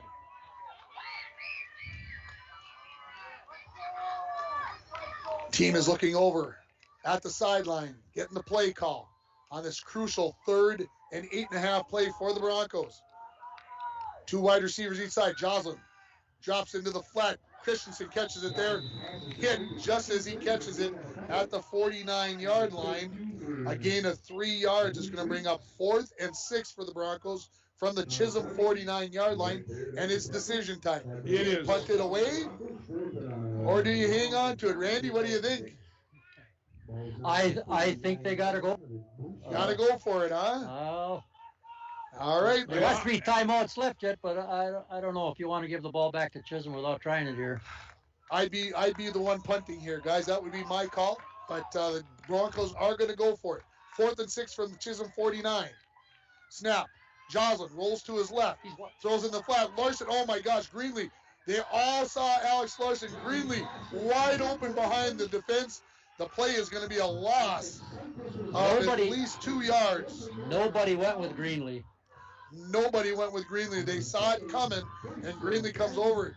Going to say, man, I was wide open. Wow. And Chisholm Blue Streaks are going to hold, and they will take over right at midfield. 1st and 10 now. 4:56 remaining in this ball game. The Broncos trailing it 27-26. So now, if you're Chisholm, are you running the ball? Yes, they're going to try to control a little bit of the game. Sundquist is in the backfield. Yeah. Olsen is going to go under center. You would expect that 10 is going to get the ball here with the trips to the far side. Fumble, and Olsen is going to get on it. And so it's going to be a loss of a yard. 2nd and 11. And you have to excuse me, the old football coach and me coming out when I yell fumble. It is one of those things that is trained into my brain that will never, ever come out of there. So 2nd and 11, clock moving, 4:35 left in this 4th quarter. Chisholm leading it by 1. They led 27-8 at the half. All Broncos here in the 2nd half. Sundquist, along with the shotgun quarterback in Olsen. A short shotgun. Hand off to Sundquist, off the right-hand side, 50, down to the 45, to the 40, and it's going to be real close to a 1st down. How did he sneak through there, George? I'll tell you, he is slippery, and he doesn't need much of a hole for his he's a long kid. We'll see what they decide. They give him enough for the 1st down, so 1st and 10 after the 11-yard gain by Jude Sundquist. When the clock starts, there'll be 4:13 remaining. I don't know if they're doing it or not, but if they're Sundquist. They're trying to keep an eye on him. We'll see what happens here as Sundquist stays in the backfield. We'll go under 4 minutes before this ball is snapped, remaining in the game. Olsen being patient, letting some clock run. Takes the snap. Hands it off to Sundquist. Broncos all over that. He'll get back to the line of scrimmage, but that is all he is going to get. And a timeout. By the Broncos, I believe? Yes. This timeout is brought to you by Service Master of International Falls. For a home that is professionally cleaned all year round, call Service Master at 283-4475. Todd and Gretchen will take very good care of you. We'll take a 30-second timeout. And we'll come back with more. 3:42 remaining. Broncos down by 1. You're listening to high school football on K104, rjbroadcasting.com, and you're watching it on yourliveevent.com. Rainy Lake Medical Center is proud to offer local athletes a robust sports medicine program that includes comprehensive rehabilitation for athletic injuries, post-surgical rehab, and return to sports guidance. Rainy Lake Medical Center's Advanced Concussion Management Program offers additional protection and peace of mind to athletes and parents. For more information, call Rainy Lake Medical Center Therapy and Wellness Department at 283-5420. Good luck, athletes, on a successful year from Rainy Lake Medical Center. Out of the timeout here. Both teams quickly back onto the field. 2nd and 10 for the Blue Streaks. As we have 3:42 remaining. The Broncos have made a comeback here in the second half. They trailed 27-8. It's now 27-26 on your Rainy River Community College scoreboard. Sundquist along with Olsen in the backfield. 2 wide receivers to each side. Olsen takes the snap, fakes the handoff. Olsen, he's in trouble. This is going to be C.J. Hasbargen. That is going to maybe finish the play. He's going to need some help as Olsen, those driving feet. What a run. Hey, I'm telling you, that kid's tough. And Hasbargen had a nice shot at him as well. And so is Hasbargen even a sophomore? He is a sophomore, and the Broncos are going to take a timeout here. Loss of 2 yards on the play is going to bring up 3rd and 12 for Chisholm. And again, this timeout brought to you by Service Master. We're going to go back and we're going to talk about the drive of the game. The Broncos have stalled a couple of times in this game, but let's go back to that 13-play, 74-yard drive that the Broncos had in the third quarter. That's going to be our drive of the game, and that's brought to you by Nagurski Transportation. Moving your products safe and fast, Nagurski Transportation is always looking for new professional drivers to join their team. 3:26 remaining here in the fourth quarter. Nagurski, that's a good football name. That's a good football name, absolutely, here. And I haven't got an update on the Ohio State game recently, but everybody's telling me, I see a field goal, so it must be 24. Oh, wait a minute. Hey, we got to go back here. We got to find out. Because Mo Ibrahim had a touchdown. Is that the one to make it? It's 24-21 with 5 minutes left in the third quarter. All right, so 3rd and 12 as we come out of the timeout. Broncos going to try to sell out here on a blitz, George? Yeah, they might. They've got to have something happen. How about a halfback pass by Chisholm with number 10? We saw how well he could throw the ball in warm-ups. Wouldn't surprise me. Could that be? Sundquist in the backfield. Olsen going to run out. They're going to try to work some clock here. The Broncos stretch it out, and it's going to be Lovelace that's going to come up with the tackle for a gain of 1 yard, and that is going to bring up 4th and 11 for the Blue Streaks, and the Broncos take their final timeout here. Let's take 30 seconds as well. Broncos down by a point with 3:19 remaining. You're listening to High School Football on K104, rjbroadcasting.com, and yourliveevent.com. It's the Chevy Open Road Sales event right now at Ekman GM of International Falls. Check this out. The new 2021 Chevrolet Silverado 1500 Crew Cab, Standard Box 4-wheel drive LT Boss, MSRP $57,500, sale price $54,000. Or this 2021 Chevy Silverado 1500 Crew Cab, Short Box 4-wheel drive LT Trail Boss, MSRP $54,705, sale price $51,205. Chevrolet, find new roads. Find out more at EkmanGM.com. The environment safe. Well, nothing is more important to us than the safety of the environment and the people of Minnesota. That's why we're replacing an ancient pipeline with much safer, state-of-the-art infrastructure along a route that avoids impacts to people and the environment. Safety and environmental protection are Enbridge's core values and the very foundation of our business. Learn more at enbridge.com/line3US. Back at Sports Stadium, Wangenstein. They're lining up. They're going for this one. In punt formation, the Broncos got 10 up on the line of scrimmage. They're going to try to block this one. They already got one of them blocked in this game. Here's the snap. It's a good one. Wangenstein drives it. Fair catch by McBride at the 10-yard line. He cannot catch it. And did Sundquist stop it at the 1-yard line? Yes, he did. At about the 1-foot line. And that is going to put the Broncos back on their own 1-yard line. They're going to have to drive 99 yards to win this ball game, George. Yes, they are. And something else. Yes. Wow. He does everything. Jude Sundquist was the one that covered that one up. So the Broncos inside of their own 1-yard line. The rain has picked up considerably. Could be a little tougher to pass. So Bennett Smith is going to run off as Greenlee comes back into the ball game. Christensen will be the lone running back. 3:10 remaining. The Broncos down 27-26 after trailing 27-8 at the half. Joslin standing in his own end zone. Takes the snap. blitz. He lost the ball. No, he picked it back up. Gets out to about the 2-yard line. We'll call it a gain of 1. And so 2nd and 9. I thought he lost the handle on that one. I'm not sure he may have juggled it and got it back here. So 2nd and 9 for the Broncos. From the 2-yard line, Joslin takes the snap, drops back, looks right, now left, throws it down. Alex Larson there, catches it, caught it, and he's out to the 39-yard line. Good adjustment by Alex Larson on the play. He's been doing that all night. He's had himself a very fine game. That is going to be a 36-yard catch. Let's see, they're going to put it right at the 40. So 38-yard catch. 1st and 10 for the Broncos at the 40. 2 wide receivers each side. Clock starts, 2:38 remaining. Joslin throws in the flat to Greenlee. He's at the 40. He's going to get out to about the 45-yard line. We're going to get him a gain of 5 yards on the play. 2nd and 5 coming up. 2:20 and counting remaining. Broncos down 27-26. What a season opener it has been here from Sports Stadium. Broncos will be on the road at Moose Lake Willow River next week. Joslin throws across the middle, and there's a flag.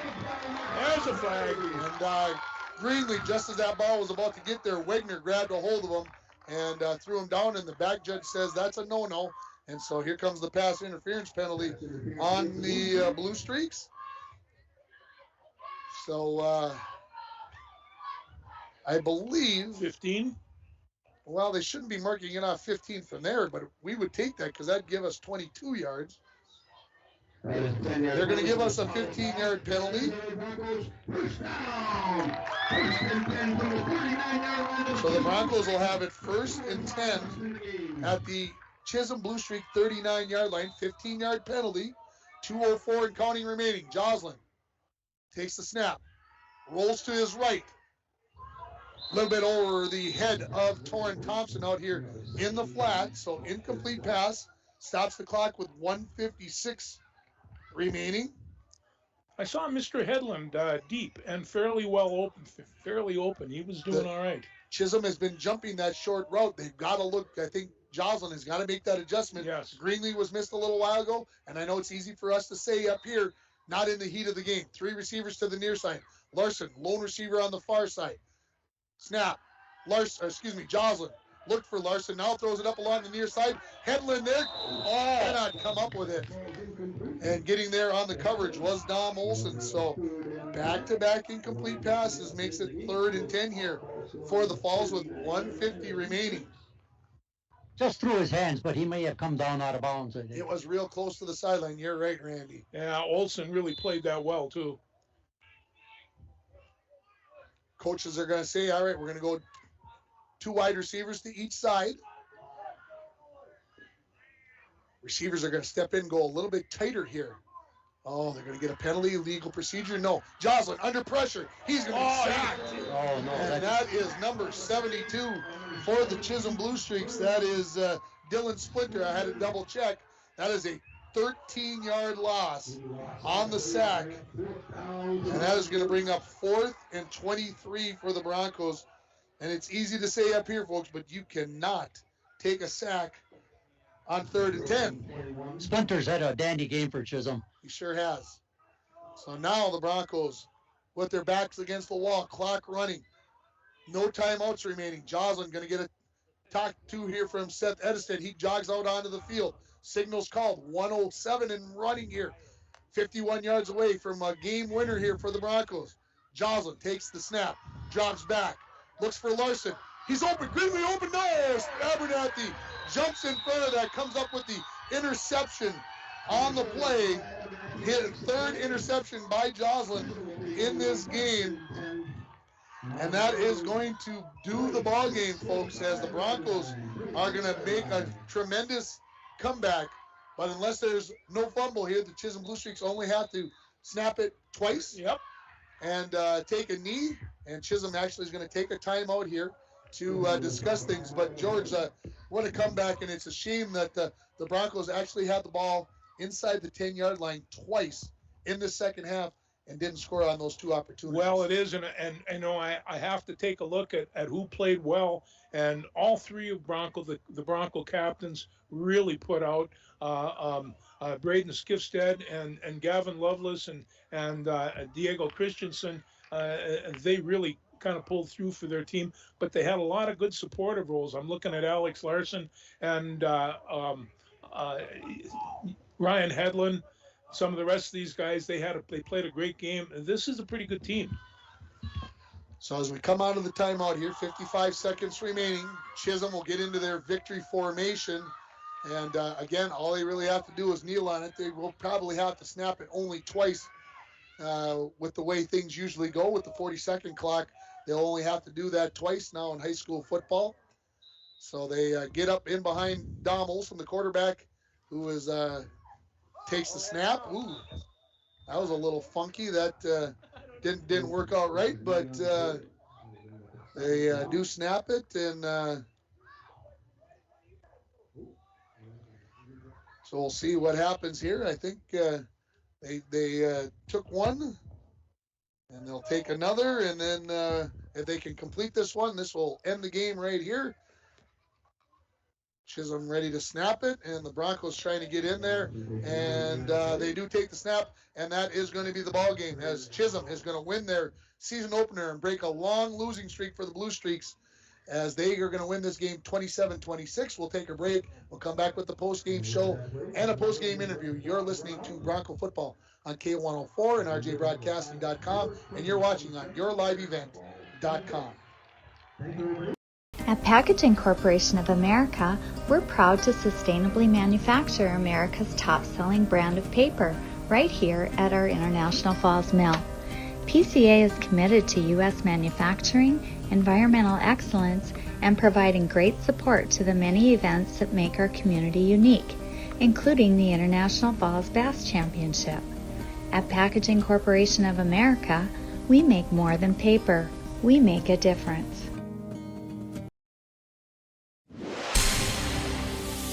And we're back with breaking news. The new Coke Zero Sugar might be the best Coke ever. That's right, Jam. With an improved taste and 0 calories, make sure... Jam.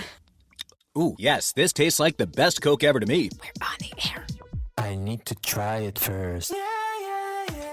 With zero sugar and now even more delicious, it's the new Coca-Cola Zero Sugar, the best Coke ever. Find out for yourself. Falls International Airport is an economic engine for our area. Daily commercial flights, along with private aviation, brings visitors from across the country to do business with local firms as well as vacation here. And the airport provides access for local residents to connect to the world as well as a wide variety of job opportunities. The new airport terminal makes travel comfortable, convenient, and many times cost competitive. Falls International Airport, giving you another travel option and strengthening the economic fabric of our community. I need to try it first. With zero sugar and now even more delicious, it's the new Coca-Cola Zero Sugar, the best Coke ever. Find out for yourself. Back here at Sports Stadium, the Broncos fall by a score of 27-26. Randy Anderson has Alex Larson. Go ahead, Randy. Oh, Alex, what a second half. You guys totally dominated it, but 1 point short. That's got to be tough to take. Yeah, really tough. Yeah, what did you do different? I know you were moved to free safety. Did you do anything else defensively the second half? Not too much. Would have liked another pick. Not another pick or so, yeah. Well, your linemen, I think, really came on and played well both ways the second half. Your running game started going well. What did you think of Chisholm? They played hard, really hard. Yes, they did. It seemed like you shut down Sundquist the second half. Did you just concentrate on him more, or double team? Yep. Okay, yeah, because you really took him away, and well, you shut him out the second half. And I believe you guys had 5 turnovers. That's got to be tough to take. Yeah. How about then 2 times inside the 10, and you couldn't quite get it in there? Yeah, I know. But I think that was a good start for the Broncos. Alex, looks like you guys have a lot of heart, and you played hard the whole game. It was a really good game. Yeah, it was. Well, tough luck in defeat, but hang in there. You guys have a good season coming. Thanks for your time. Thanks. Thanks, Randy, and thanks, Alex. As we will take another break, we'll come back and we'll wrap it up here from Sports Stadium as the Broncos fall by a score of 27-26. You're listening to the postgame show on K104, rjbroadcasting.com, and you're watching it on yourliveevent.com.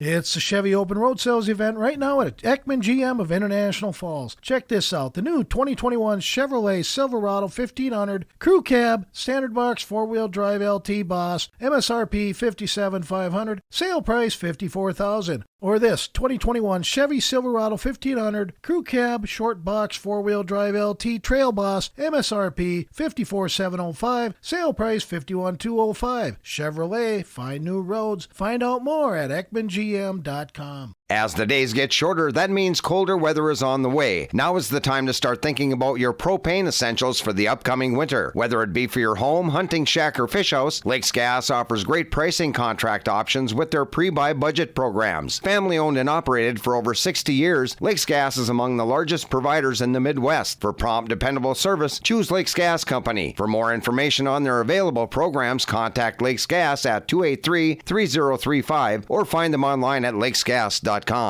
Game show, Broncos fall by a score of 27-26. George, just one of those games that I can't say that they ran out of time, but they had their chances, but the Broncos just couldn't overcome that 27-8 deficit. No, they really couldn't. It was a lot of points, but I'll tell you, they, like you said, they had that drive of 76 yards, and they came back, and you knew that this was going to be a tight one from that point on. And also, you know, I mean, when I take a look at a coach has to ask after the first game a number of questions, and the questions are, how did your offensive line play and how did your defensive line play? And they really picked it up in the second half. They did everything, every adjustment they had to make. They just made a couple of other errors, and it was the errors that ultimately brought them down. Yeah, absolutely. You talked about the adjustments in the second half. I think that was key for the Broncos, that they were able to make some of those adjustments and were able to get themselves back into the game after trailing 27-8 at halftime. Let's run down the scoring for you.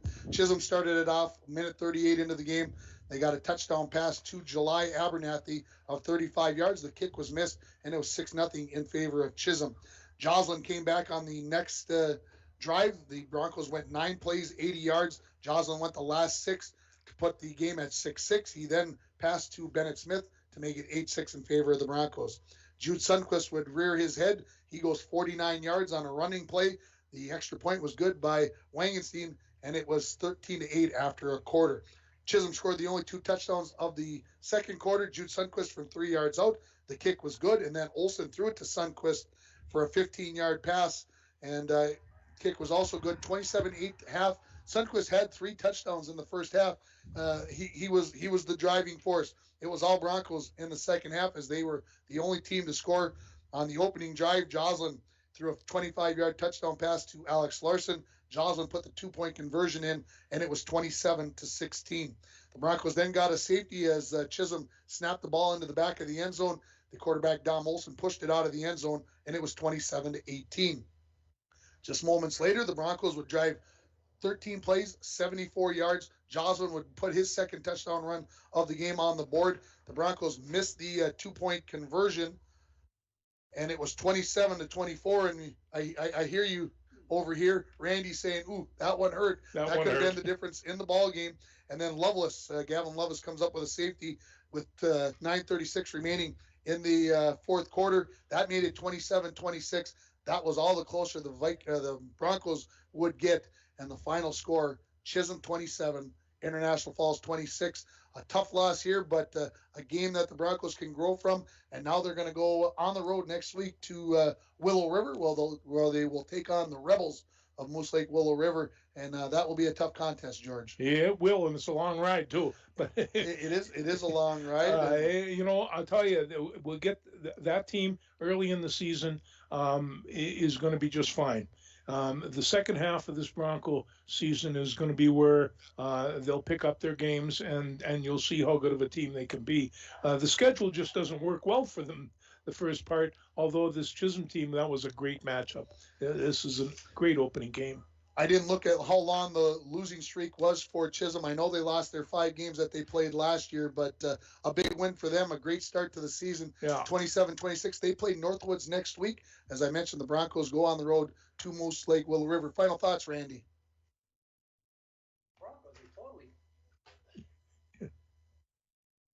Totally dominated the second half. That's really tough to lose that. And they had scoring chances too, and just couldn't quite get it in that end zone. They played so hard. Yeah, it was one of those games that the Broncos, like you said, had their opportunities and just couldn't do it. We'll have all the stats and the wrap up on the sports tomorrow morning. I can tell you that the Bronco volleyball team did win in 3 sets. The LBF volleyball team, if I saw it right, fell in 4 sets to Cass Lake in their season opener. And we're going to have North Central Stars football on the air tomorrow night, as we will be in Kelliher with the pregame to start at 6:40. George and I will be down there to bring you the North Central Stars, against Cromwell Floodwood from Kelliher. For Randy, for George, for Dwayne doing all the video stuff, for what a crew. Mr. Silvers out there on the camera work. I want to thank everybody who listened and watched. This is Tim Ringhofer wishing everybody a good night from Sports Stadium. The Broncos lose their season opener 27-26 to Chisholm. You've been listening on K104, rjbroadcasting.com, and you've been watching on yourliveevent.com.